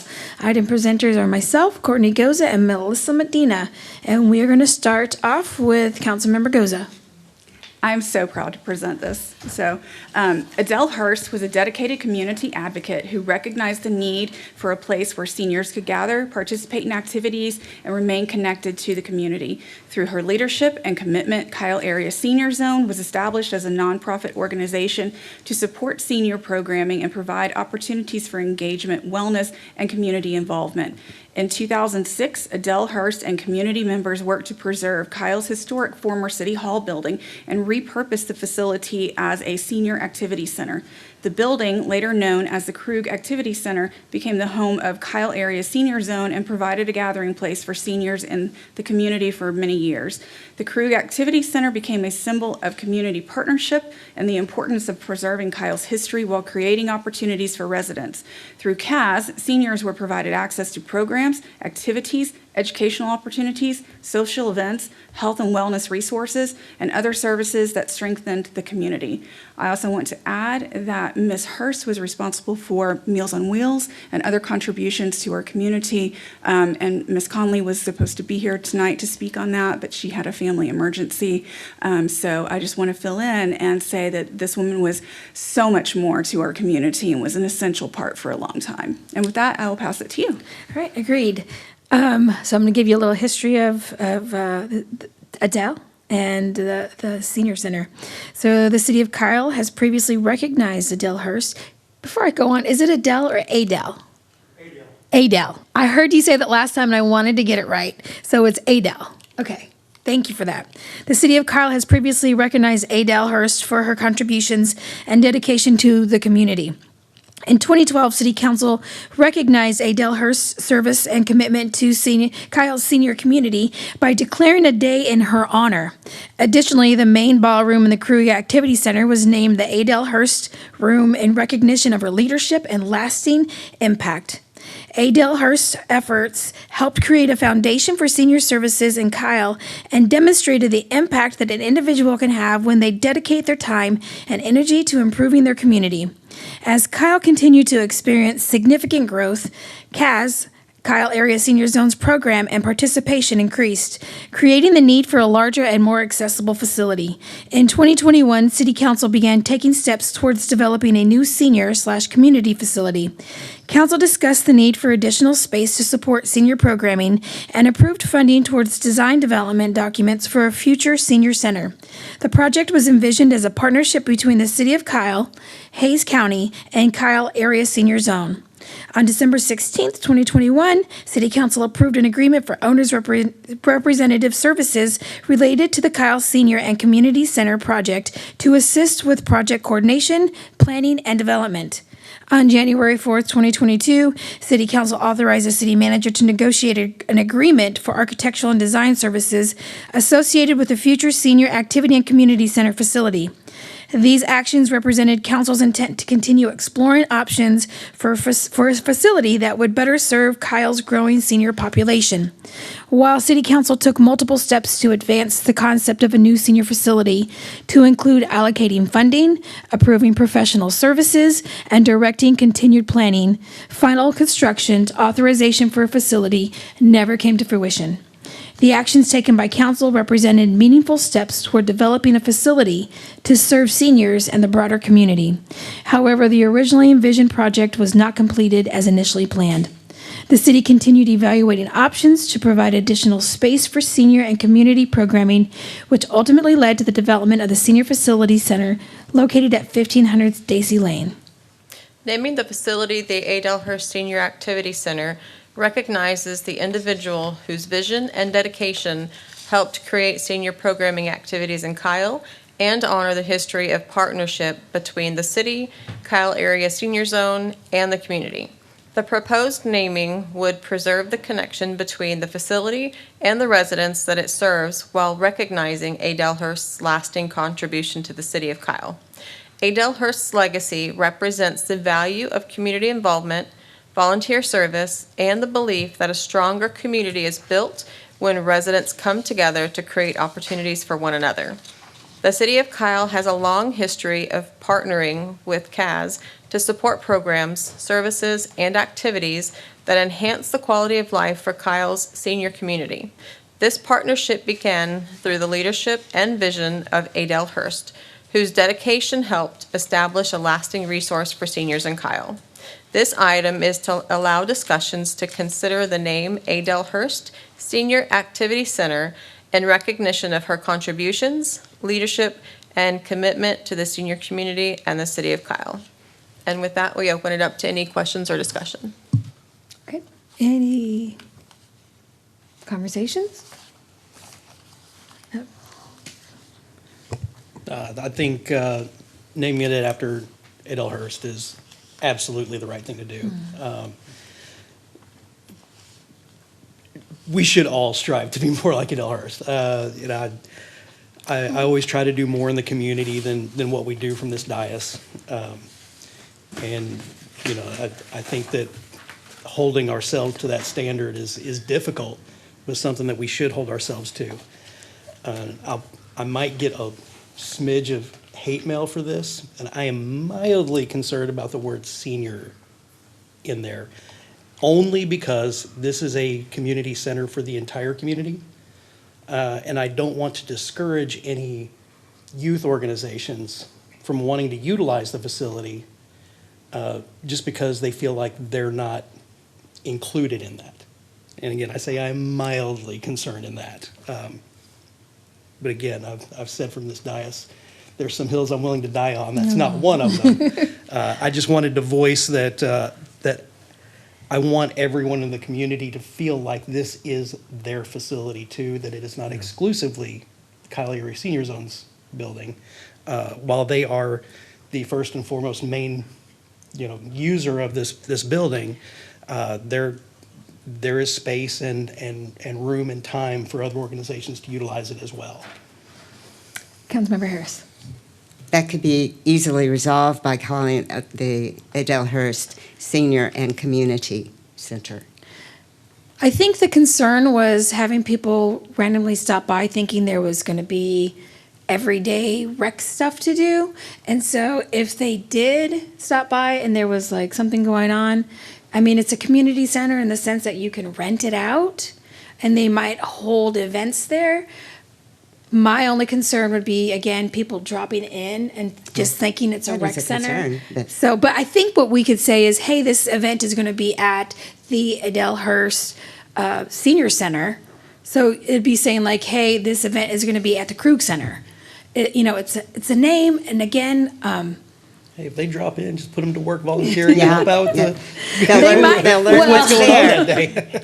I just would feel bad about the frustration with it. I'd rather not, I don't want to say disappoint, but if they come in and there's a senior function going on, and I don't know. I just think, for me, it would cause some confusion, and this is a conversation I had with the seniors as well, is that it would cause some confusion as if it's like a rec center and you can just stop by. But I'm open to it. I appreciate the fact that you brought it up, because I think that was an issue that me and Betty talked about, because we did talk through a couple names, but at the end of it, I was like, let's just present this and see how it goes, and we can talk about any concerns that we have on the dais. Senior also, I'll be real fast, has to be in the name in order for them to get specific opportunities for grant funding. Well, yeah, we want to leave the senior in there yet, for sure. Okay, Councilmember Zapata? I was going to say, I think senior and community center, I think satisfies that. Because if I remember correctly, we will have like one full-time staff member housed in there, correct? So technically, if someone shows up and they were needing like some assistance with like city services, technically that person would be able to speak on behalf of the city and be like, oh, well, call 311 for that, or like, here's the 311 line. So in a sense, it still kind of is like people would be able to like stop in and just even be curious about like, oh, what's going on here? And that staff member would be able to explain to them the use of the community center or senior center. We haven't named it yet. But I do think that senior and community center, I think still properly serves and recognizes the contributions of Adele Hurst. And at the same time just allows for, I think, the purpose of it being like, hey, it is open to the community. Okay, so could we call it the Adele Hurst Senior Activity Community Center? So what I did was just remove the and so it would be Senior Community Center? No, that doesn't. No, I think it still kind of reads the same. Yeah. Will we just take out activity? Just recommend Adele making it Hurst Adele Senior Senior Community Community Center? Center. Yeah. I mean, it just Senior and make, community center. It would need to be senior and, otherwise you're saying it's just for the senior community. So senior and community center? so we have to have specifically senior on the building for grant purposes. Yes. Yeah, so senior and community center does that. Because it will be a community center. Yeah. We want to make a motion? Yeah. Okay. Yeah, I'm gonna make a motion to approve agenda item 25 and amend the name to Adele Hurst Senior Activity and Community Center. Second. Okay, I have a motion by myself and and a second by Councilmember McKinney. Is there any more discussion on the item? I think that having community in there is going to make it more confusing for people. I don't disagree. I'm on the fence. I feel like it will Well, I wasn't going to argue, but I felt like the word activity would make people think that there's more activities to go and do, Yeah. and I think you would have more drop on in than you would just community centers. Yeah, senior and community center, rather than just drop the activity. I think he was talking about Senior Community Center. Well, if we were reverting back to activity, I felt like that was more confusing than community. So tell me what you'd like to name it. I liked the motion. Okay. Any other Activity and. I was asked not to vote for Community. Let me just Adele Hurst Senior and Community Center. just clarify, because the actual motion was senior activity and community center, so are we going to amend that motion? Well, it was Senior Activity and Community Center, right? Right, so if we're saying now senior and community center, we'll need to amend the motion. Oh. Yeah, Well, what was the discussion? that was the amendment. It was senior and community center? Was the discussion, motion was having activity in it?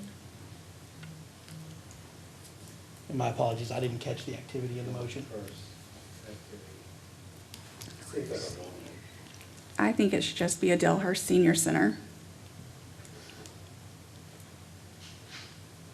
Because that does not mean you can't rent it out and that people can't use it when the seniors are not using it, but they have the bulk time of the programming. But nothing in that name would lead somebody who just moved here to consider that. Well, they can't use it when the seniors are using it, and that's They wouldn't the, even think to ask is my argument, without it being Park- inclusive of the community. well, there can be a description on Parks and Recs, just like we have any of our other facilities that say when the seniors aren't using it, that it can be used for that. It would be listed as a facility. May I bring Elaine to the podium, please, if you Ellen. don't mind? Ellen? I'm sorry, Ellen. Ellen. Sorry. Say your name and your title, if you would, Say my name? and your title. Oh, Ellen Ermis. I'm Communications and Grants Director for CAS and former chair, current co-chair, Parks and Rec Advisory Board. The time is divided. There are some days that are CAS time and some evenings, and there's sometimes, just like in the Krug building, there's time that there's seniors activities, and there's time that the city has free reign, or they rent it out for parties. I think we are okay with the word community in there. We are willing to share. We focus a lot on intergenerational programs so that we're not exclusive. We treat seniors as part of a family, and I guess there's no argument, I think, about what the seniors do and what this building is going to provide.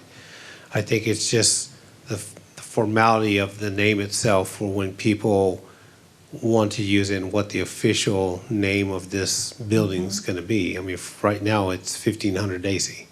You know, that's what it is. And so we, as much as we want to hold on to the legacy, and we also want to recognize the seniors, again, we also want to include the entire community as well to make them feel like, oh, that's a senior building, we're not allowed to go in there, or it's just for seniors. You know, we don't want to have that also, that mentality and Yes. that idea that, oh, if it's a senior building, we can't utilize it at all because it's just for seniors in the community.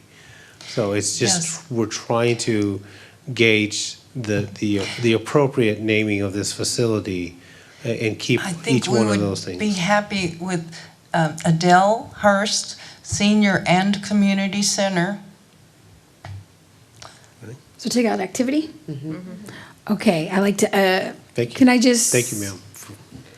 Can make a motion to amend the motion, or Okay. or you can withdraw your motion. I'm going to withdraw my motion. I think it's going to be way easier. I'd like to make a motion to withdraw my motion. You don't need a motion for that. You can just withdraw it. All right, I'm going to withdraw my motion, and I'm going to make a motion to approve agenda item 25 using the name Adele Hurst Senior and Community Center. Okay. Second. Okay, I got a motion by myself and a second by Councilmember McKinney. Any discussion on the conversation? On the motion? All right, all in favor say aye. Aye. Aye. Opposed? Nay. Motion passes 6-1. Congratulations. And thank you. Can we have like some kind of a plaque included that's got a brief bio of Adele Hurst that's in? That would be put there? I fantastic. think- In the building? Yeah. Yes, we can do that. Well, because there's a plaque in the Krug Center, I'm sure they'll take that too as well. No, that's going to Well, I stay. think I was we gonna have to- say at the ballroom. That or we rename that Never mind. room. Nope, never mind. I'm just joking. So she's going to have a building and a Yes. room named after And a her? room, yes. Well, she's going to be everywhere. She is. She deserves it. Yes. Okay. Up next, we're going to go back to agenda item 15. Consider impossible action. Consider appointment of 2 new city council representatives to the CapCog General Assembly in place of former city council member Robert Rizzo and former council member Mayor Heiser. Wow, it's been a minute. That's what I Item thought too. Amy, go ahead. Have we not been going? So good evening, Mayor and Council. Amy Alcornede, City Attorney for the record. So this came about because CapCog sent us some information, and not only did they have the names of these 2 council members, they also still had Councilmember Daniela Parsley, who has been replaced on their list when they sent it to us. She's been replaced by Dr. Laura Lee Harris. Some basic information about the CapCog General Assembly. The CapCog General Assembly is a regional planning organization. It serves 10 counties. The General Assembly representatives are appointed by governing bodies. Kyle is allowed to appoint 3 seats, and the only currently occupied seat is occupied by Dr. Laura Lee Harris. The CAPCOG meets twice a year, generally in September and December, and they do meet in Austin. I believe the address was in the staff memo. They discuss and collaborate on regional issues, including transportation, emergency preparedness, and economic development. The 2 seats previously held by council members Rizzo and Heiser are now vacant. To maintain the 3 seats on the General Assembly, City Council has the option to make up to 2 appointments to General Assembly. Council has traditionally appointed council members to fill these seats. So the options are to appoint up to 2 representatives to CAPCOG, or to make no appointments. Do we know what days they meet of the week? They only meet twice a year, and I can't tell you which days they are off the top of my Monday or head. Wednesday or a... You'll indulge I've me never checking even my phone, I can received see where it was. an announcement. Well, that's because they still list you as Danielle Harris. Oh, wow. Yeah, I've never received an announcement of a meeting. All right, so my suggestion would be to put people on there that are not up for a seat election, so that way we don't have to do this again in a few months. Not that I believe that that's going to happen, but So, Mayor, if you don't mind, I'd like to see and ask if Councilmember Courtney Goza is wanting to represent one of the seats, and if so, she does, I would like to make her a nominee. yes, she is interested. So Okay. Okay, and then All right. the next have one more. one, would Councilmember Zapata be interested? Yeah. Oh, yeah, okay. All right, so I'm going to make a motion to approve or to appoint Councilmember Goza and Councilmember Zapata for agenda item 15. Second. Okay, I have a motion by myself and a second by Mayor Pro Tem Tobias. Is there any discussion? All right, all in favor say aye. Aye. Opposed? Motion passes 7-0. All right, Just as congratulations, a note, their ladies. last meeting was on a Wednesday. Oh, you're late. All right, up next, we have consider approval of a resolution adopting an updated list of peer cities for the city of Kyle to serve as the official benchmark community for future administrative, operational, financial, and organizational performance comparisons, analyses, and reporting. Item presenter, Julie Beggs. Good evening. I'll wait for the slide deck to come up.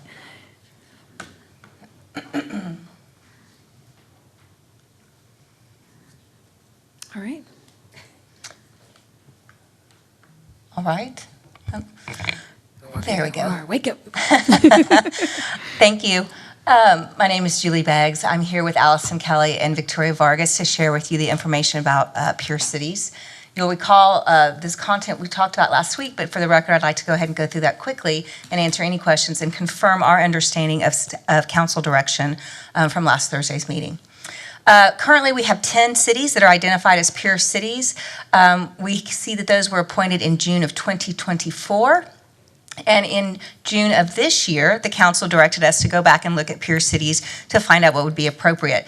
The gift that this council gave us is no limitation. So we didn't have a number, we didn't have criteria, we really had carte blanche to go and really do some assessment and analysis, and provided those considerations last Thursday. When we started this, again, we didn't want to limit ourselves, and we've had a lot of growth around us, so we looked at these 20 cities for comparisons. And when we looked at comparisons, we were looking through 3 separate lenses. From an HR perspective of recruitment and retention of talent, from an operational and financial perspective, and then from a business investment or economic development perspective. How do these cities compare with us? Where are our similarities lie? And where are some differences that could project trends for our city? So that's the comprehensive list that we looked at. We divided and conquered, and we came back together and found some initial findings. The major metro areas of Austin and San Antonio were one band, and they were kind of outliers because the cities were so large. We also had large and high growth suburbs, including Kyle, Round Rock, Cedar Park, Georgetown, and Leander. And then we had small towns and some rural growth of Wimberley, Luling, Elgin, Taylor, etc. The region is experiencing more suburban growth. Wealth is concentrated in the western part of these regions, and the growth pressure is strongest on our mid-sized cities where the staffing and the infrastructure are lagging behind the population growth. we wanted to find out, where do we live, those of us who work for Kyle. Kyle is number one at 43% of our employees live here in Kyle, followed by San Marcos at 15%, then Buda, Austin, New Braunfels. The green slice of the pie there is unique. There are 34 unique cities that about 18% of our employees live.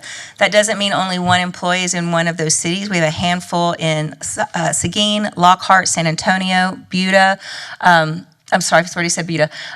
Lakeway, Fredericksburg, Hutto, Round Rock, Cedar Park. So we have the whole area represented in this in our workforce.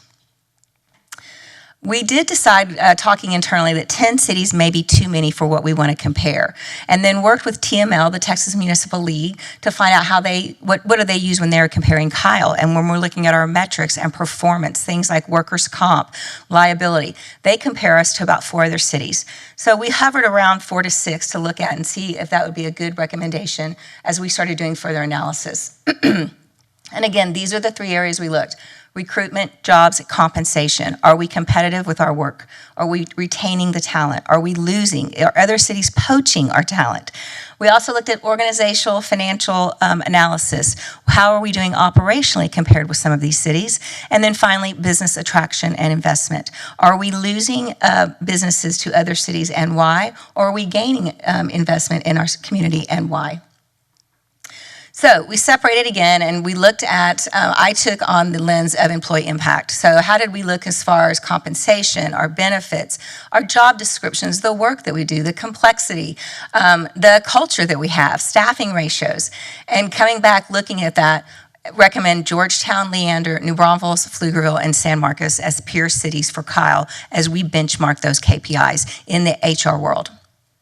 Interesting, when Allison came back after doing her analysis, she came back, again, you can see with growth, infrastructure, capital improvement, Georgetown, Leander, New Braunfels, Pflugerville, and San Marcos came back from Allison. And it was really interesting to also have her compare the service delivery models. And then Victoria came back, and guess what? Georgetown, Leander, New Braunfels, Pflugerville, and San Marcos. And I will share with you, this surprised us to some degree, but at the same time also kind of validated some of the things we looked at to make sure that we weren't excluding some other economic impacts, benchmarking, competition in all 3 of these areas. I've also included as backup, we've put in just some numbers and some demographics of each of these cities so that we can compare them. You will see that all are on a high growth, rapid growth corridor.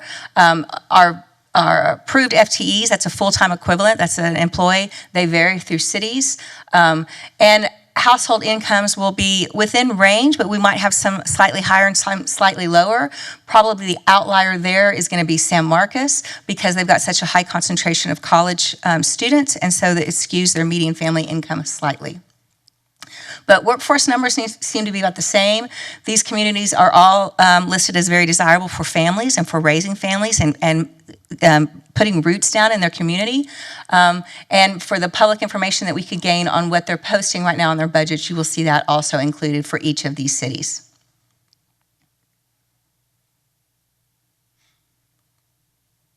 And this is San Marcos that I mentioned, the 55K as median, but even documentation will show that it might be slightly because of the college population. So when we came to the council last week, we did get some very clear direction that the feedback that we received that was from an HR perspective, from a recruitment, compensation, our benefit package, these are probably really strong cities to include. However, we also were asked by the council not to limit this to only these cities when we're talking about business investment and growth and economic impacts. And if we needed to even go beyond even this region or state boundaries, when we're looking at certain industries that we want to recruit to Kyle to come and have businesses and have an impact here, that we would open up that so that it's not limited to just these cities. We understood that very clear, and also for Kyle to kind of create its own identity so it could be a standalone at that time. Anything I missed that you want to add? And so with that, we're recommending these cities be adopted officially by the council so that we can move forward, and we'll use those as our comparison city, and that there's a complimentary resolution attached to this item. I stand ready to answer any questions, or my colleagues are here as well. All right. I know you guys did a fantastic job last time. So I don't have any questions, but I'm not sure if anybody else does. Councilmember Harris? So the budgets were their operating budgets, like ours is 400 or 609,000 or something. Yes, San Marcos, they've got a 370 million budget they've got listed. Many of them will list the capital investments separately, so we're putting operating in here. So they aren't exactly comparable with our operating budget. Not exactly, but they're close within that comparison. Okay. Because so they may have some other things included or not included. That's correct. So Pflugerville has got some capital in the budget that they're estimating. Mm-hmm. So these is just the public information that we received. Okay. And then, so did you talk with, as far as attracting businesses, I know that we are part of the Hayes Caldwell EDC. So did you visit with them as well? Not for this particular exercise, but we work very, very closely with them, and they help us with business recruitment as well, and marketing and attraction for the entire region. Right.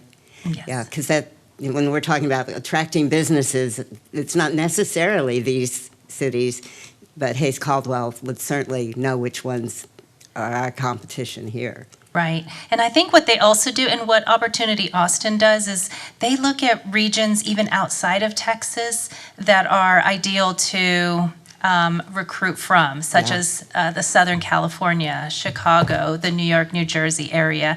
And that's where you can see some of their marketing trips too as well, where they promote the entire Austin region, and then Hayes Caldwell specifically promotes Hayes and Caldwell County, including Kyle. And they go overseas too. They sure do. Yes. Thank you. All right, any other discussion? All right, with that, I'd like to make a motion to approve agenda item 16. Second. Okay, I have a motion by myself and a second by Councilmember Medina. Any conversation on the motion? All right, all in favor say aye. Aye. Opposed? Motion passes 7-0. Thank you. Thank you. Yeah, good job. Up next, we have agenda item 17, consider approval of an ordinance of the City Council of the City of Kyle, Texas, approving 2026 annual update to the service and assessment plan and assessment roll for the Porter County Public Improvement District, including the collection of the 2026 annual installments. Item presenter, Kyle Schaffman. Is that it? Close enough. Tell me what it is. I'll do Schaffman. it. Chapman. Next time I'll know. Okay. Thank you. So the next, I think, 5 items are all me, so. Oh, the next 5? Should we take them I all was gonna together? ask, can we do them all at once? Yeah. Yeah, we we- can discuss them all at once. All right, let's Sure. go ahead and It's- do that. It's going to be the same presentation All right, 5 times okay. in a row, so. So we're going to address agenda items 17, 18, 19, 20, okay, 21, and 22. I don't need to read those out loud, do I? 22. No, I'm okay with that. Just- Okay, items 17 through 21. Okay. So items 17 through 21 are the 2026 Service and Assessment Plan update. So local government code chapter 372 requires that the service and assessment plan for the public improvement districts be updated annually. So this update does not levy any new assessments on the district and issue any new bonds or materially change any previously approved service and assessment plan. What the update does will update the assessment rolls for 2026 to reflect previous collections and establishes the amounts that are to be included on the tax bills due 1/31/2027 for the districts. It provides general information on status of development, lots, home sales, and then updates to the home buyer disclosure forms that are required under Texas property code. I'm happy to address if there's any specific questions about any of the districts. The form of the update is pretty much the same for all the districts. So if there's any specific questions regarding any one district or about updates in general, I'm happy to address those. Okay, is this your slideshow? Do you have any other information? It will just show the annual installment for each district we have, and that's the total, and then it's allocated per lot. We have the it's the same slideshow 5 times in a Okay. row, with just this last slide is different, so. When it says annual installment due 1/31/27, can you kind of explain that? Like, who gets the installment? How Yeah. does this work? So that is the total annual installment due for this Porter, I believe this is Porter Country improvement area. So that is the total annual installment paid for the entire district. That total then is allocated on a per lot basis based on the assessment methodology that was established in the original SAP. So for instance. So this is improvement area number 1? And Yes. for that area, they'll be getting, Yeah, so for that area, there are 2 different lot types in that area, lot type 1, lot type 2. And so for a lot type 1, their annual installment for that year would due 2027 will be $2,567. A lot type 2 will be $3,104. And that difference is attributed to different values in the home prices. so that's per house? Yes. So they pay this is a PID, right? They pay their Yeah. PID once a year in what month?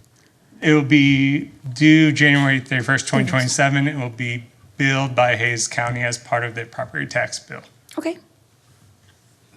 Do we have any questions? I want to make sure not just us, but people at home understand this too.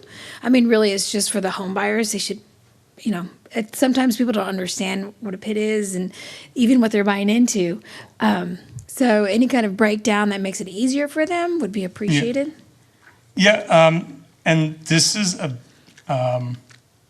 will be available on our website that they can go to p3-works.com, and there's a property search so they can type in their address, look up the original service and assessment plan. They'll be able to pull up the current SAP update, annual update that was approved. It'll break down what they owe in terms of principal interest, the administration expenses. They'll also be able to get a copy of the current buyer disclosure, which will have a schedule for their specific lot type listing what they are projected to pay over the life of the PID. Obviously, it's subject to change and revisions year to year, but generally they'll be able to see all the information on there. Okay, so go ahead, Councilmember Harris. Yeah. What you were saying, I think our residents don't generally know what a PID is. What does that include? And are all of these within the city limits? Or there's some of these PIDs outside of the city limits? But, like it includes within the development, the roads, the water, the sewers. So tell them exactly what these PIDs do. Yeah, so a public improvement district established by the city council. It's used to pay for authorized improvements, which are generally public improvements, so roads, water, sewage, drainage. In some cities, that could be landscaping. So the builder is responsible for those.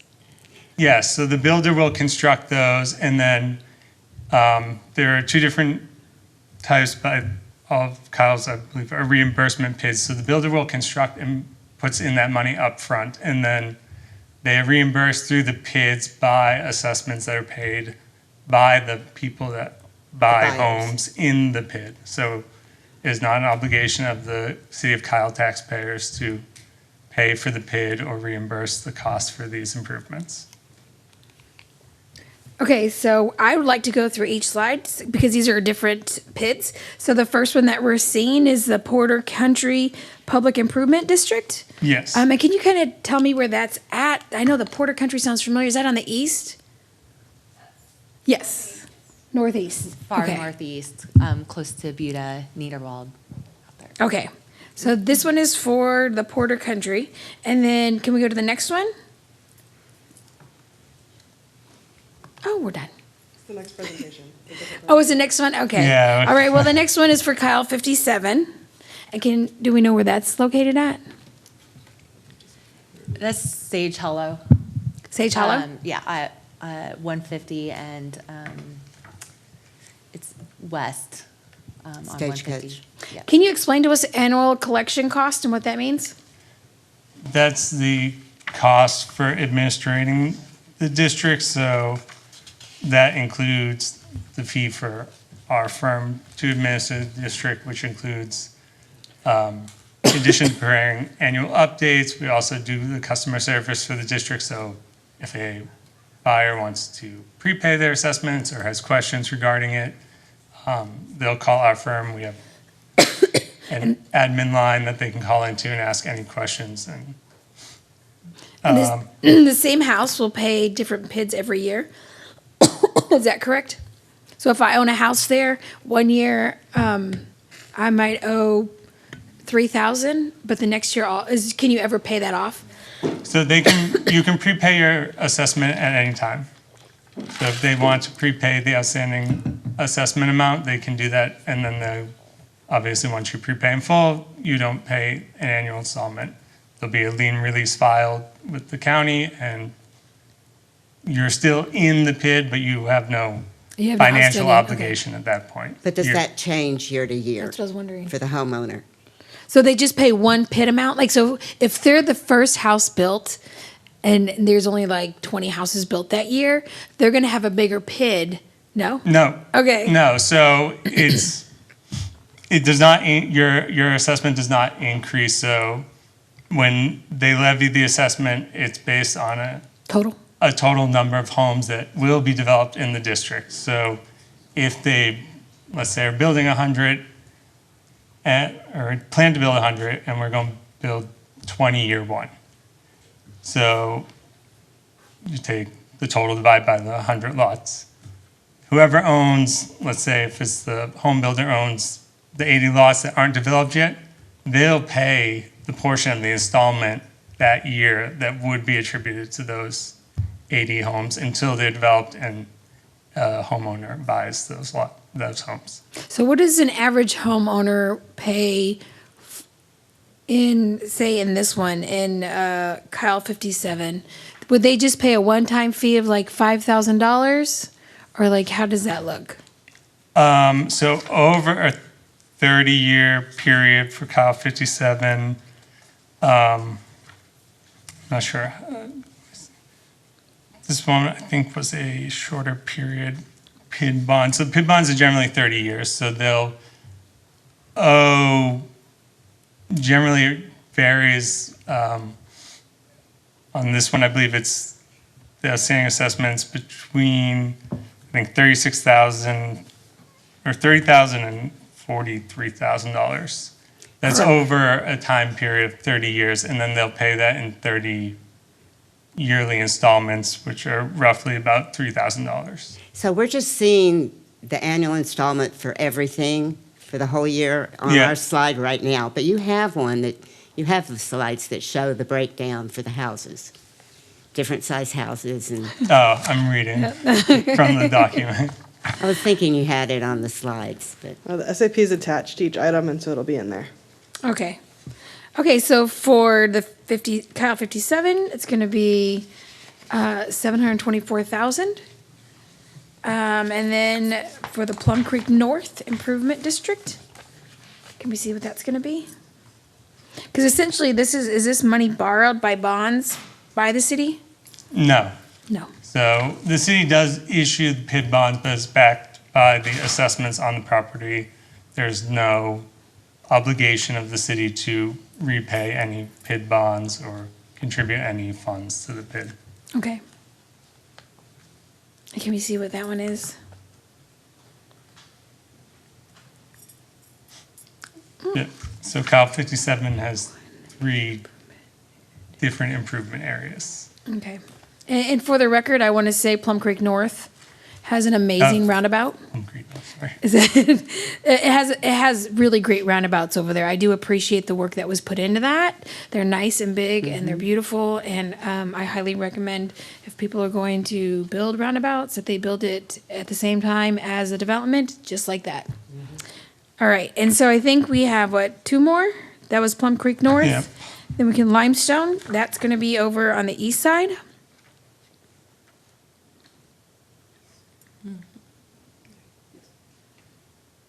And this one is in the city of Kyle, right? Waterstone is out and Limestone is in, right? Okay. Yes.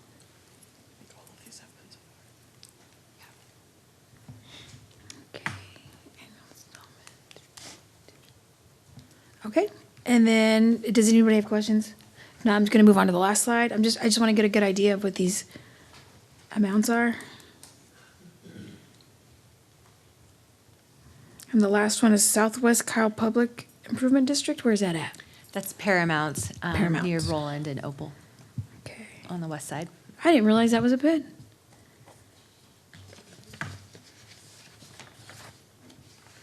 That was 826. Okay. I would like to make a motion to approve agenda items 17 through 21. Second. All right, I have a motion by myself and a second by Councilmember Harris. All in favor say aye. Aye. Opposed? Motion passes 7-0. Thank you. All right, thank you. All right, up next, we have agenda item 22. Consider approval of an ordinance to establish consistent 40-mile-per-hour posted limit on Marketplace Avenue from Burleson Street to Kohler's Crossing. Item presenter, Leon Barba. Good evening, Mayor and Council. Leon Barba, City Engineer. With me tonight is Raleigh Kozaraju to help me in case I need some help on this one. But what we're bringing you tonight is a study that we did on Marketplace Avenue. We're looking at changing some of the speed limits in that particular area.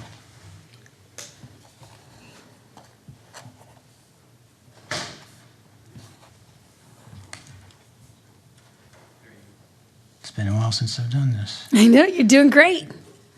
It's like riding a bike. Yes, thank you. Marketplace Avenue is a 2.2-mile corridor with 4 different posted speed limits ranging from 30 to 45 miles an hour. The varying speed limits create confusion for drivers, contribute to speeding, and make consistent speed enforcement more challenging for our police department. A 24-hour traffic and speed study was conducted at 5 different locations along the corridor between southbound I-35 Frontage Road and Kohler's Crossing. Traffic volumes and vehicle speeds were measured in both directions to determine the corridor's 85th percentile speed, which represents the speed at or below which 85% of the vehicles travel on the roadway segment. Traffic data was collected on the following dates: Tuesday, March 24th of 26, Wednesday, March 25th of 26, and Saturday, March 28th of 26.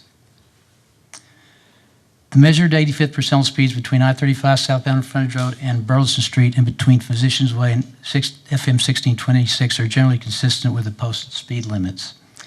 The remaining segments along Marketplace, particularly between Burleson Street to City Lights and Old Ridge Trail to Kohler's Crossing, have 85th percentile speeds that exceed the posted speed limits. Additionally, as part of this study, we looked at historical crash data from 2021 to 2025. And we revealed multiple crash types along the corridor with rear-end side swipes and angle collisions accounting for the largest share. That chart on the bottom will show you in red some of the 2 areas that really stood out as having excessively high speeds. That would be, again, Burleson Street to City Lights, and then from Old Bridge Trail to Kohler's Crossing. We have 3 charts here for you to look at. On the left is the existing posted speed limits. As you can see, it does vary from basically 30 to 45 miles an hour in that area. In the middle is the results of our traffic study when we did the 85th percentile speed limits in that area. On the right is what we're going to be proposing tonight. The proposed ordinance, based on the results of the study, city staff is recommending the following: that we leave the existing 30-mile posted speed limit between I-35 and Burleson Street. We leave that as it is. What we want to do is establish a consistent 40-mile-an-hour speed limit between from Burleson Street up to all the way to Kohler's Crossing. Option 1 is approve the ordinance as drafted. Option 2, approve the ordinance with modifications. Option 3, do not approve the ordinance. And staff recommends approval of the ordinance as drafted. Okay, Councilmember Spada. I'm going to fess up here. I was pulled over speeding down this area. And in my defense, listen, I will own up to my mistake. But in my defense, I really appreciate this because if you are exiting towards like the back, or not the back of the HEB parking lot, but almost like closer to where the cleaners is at, the posted speed limit on Marketplace is it's before that. It's closer to the intersection. So if you're on this other portion right before it, before you get to the stoplight on 1626, it's 45. That's right. And then if you come out that back side of HEB, you miss the sign that says 35 because it's further close to the intersection. And so I got in between there, that's when I got pulled over. And I was like, I swear it said 45. And they were like, no, it's right there. I was like, well, I didn't come from there. But so I appreciate this a lot. I think it makes a lot more sense because it varies a lot right there. And if we could also get have the speed limit sign also on the other side of that exit street, because there's multiple ways to exit from the HEB parking lot onto Marketplace, and right now it's only closest to the intersection. So if you're exiting on the back or entering on the back, you don't see the speed limit posted until way, way, way up ahead. So We can do that. I'm a big advocate of the little sign that tells you how fast you're going. And this says speed limit and then tells you how fast you're going, because it doesn't stop everybody, but it stops me. So I will say this, not that it is, but I think some people can see this as like a speed trap because of the way the signs are set up. They might feel like, hey, you genuinely don't know. You see different posted signs. I'm not going to lie, before this agenda item, I thought the whole thing was 45. I think it's a great idea. I'm kind of curious how this got brought up. Who was like, hey, we got to stop this? Well, okay, Mayor, we had thought about doing this some time ago before Marketplace was even built, and at that point in time, because I drive through there on a regular basis, and just thought it was so confusing, so typically I drive a few miles over the speed limit sometimes. But anyway, but I've been wanting to do this for a long time, and thanks to Rob Lee, who took the initiative to go ahead and do this after we completed the construction. I think it was a very good idea to get it done. All right, I'd like to make a motion to approve agenda item 22. Second. Okay, I got a motion by myself and a second by Councilmember Zapata. All in favor, say aye. Aye. Opposed? Okay, and motion passes 7-0. Up next, we have agenda item 23. Consider approval of an ordinance establishing the salary for members of city council effective October 1, 2026 pursuant to section 3.09 of the city charter and following the recommendation of the council compensation committee. This item does have a public hearing. Item presenter, Amy Alcorn-Reed. Good evening, Mayor. Go ahead. Good evening, Mayor and Council. Amy Alcorn-Reed, City Attorney for the record. This is your last item. I'm going to try to go through it pretty quickly. We have already discussed this. Yes. So, City Council appointed a compensation committee in accordance with 3.09. Is required to review for their compensation for changes. We held 4 public meetings between March and July with the Council Compensation Committee. The chair of the Council Compensation Committee presented the committee's recommendation on July 16th, 2026. Essentially, the recommendation is to remove the $500 monthly stipend and include that in the base pay so that the proposed updated salary for the mayor would be $1,800 per month, and for each member of council would be $1,500 per month. If approved, these amounts would be in effect October 1. They would be included in the budget. The committee also made recommendations for changes to the council reimbursement policy, which are not going to be in the budget, but are something that we can look into, we can bring back moving forward. This item does require a public hearing. The city charter requires 2 public hearings, so we will have another one next meeting. Okay.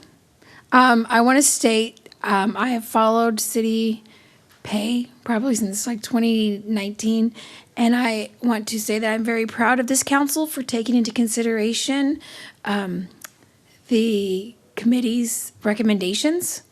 It makes me, I think we're pretty well paid compared to other councils, but I'm just really grateful that we're able to take their recommendations and not fight it or not be offended by it. So I want to say thank you to everybody on the council. Is there any discussion? No? Okay. We just need to open the public hearing. Yeah, I need please. to open a public hearing, yes. So agenda item 23, I am going to open a public hearing. Okay, there's nobody here, so I'm going to close it. And can we finally pass this or no? Now, it requires 2 public hearings, so it will come back next meeting All to have the right. second public hearing. All right, I'd like to make a motion to approve agenda item 23. Second.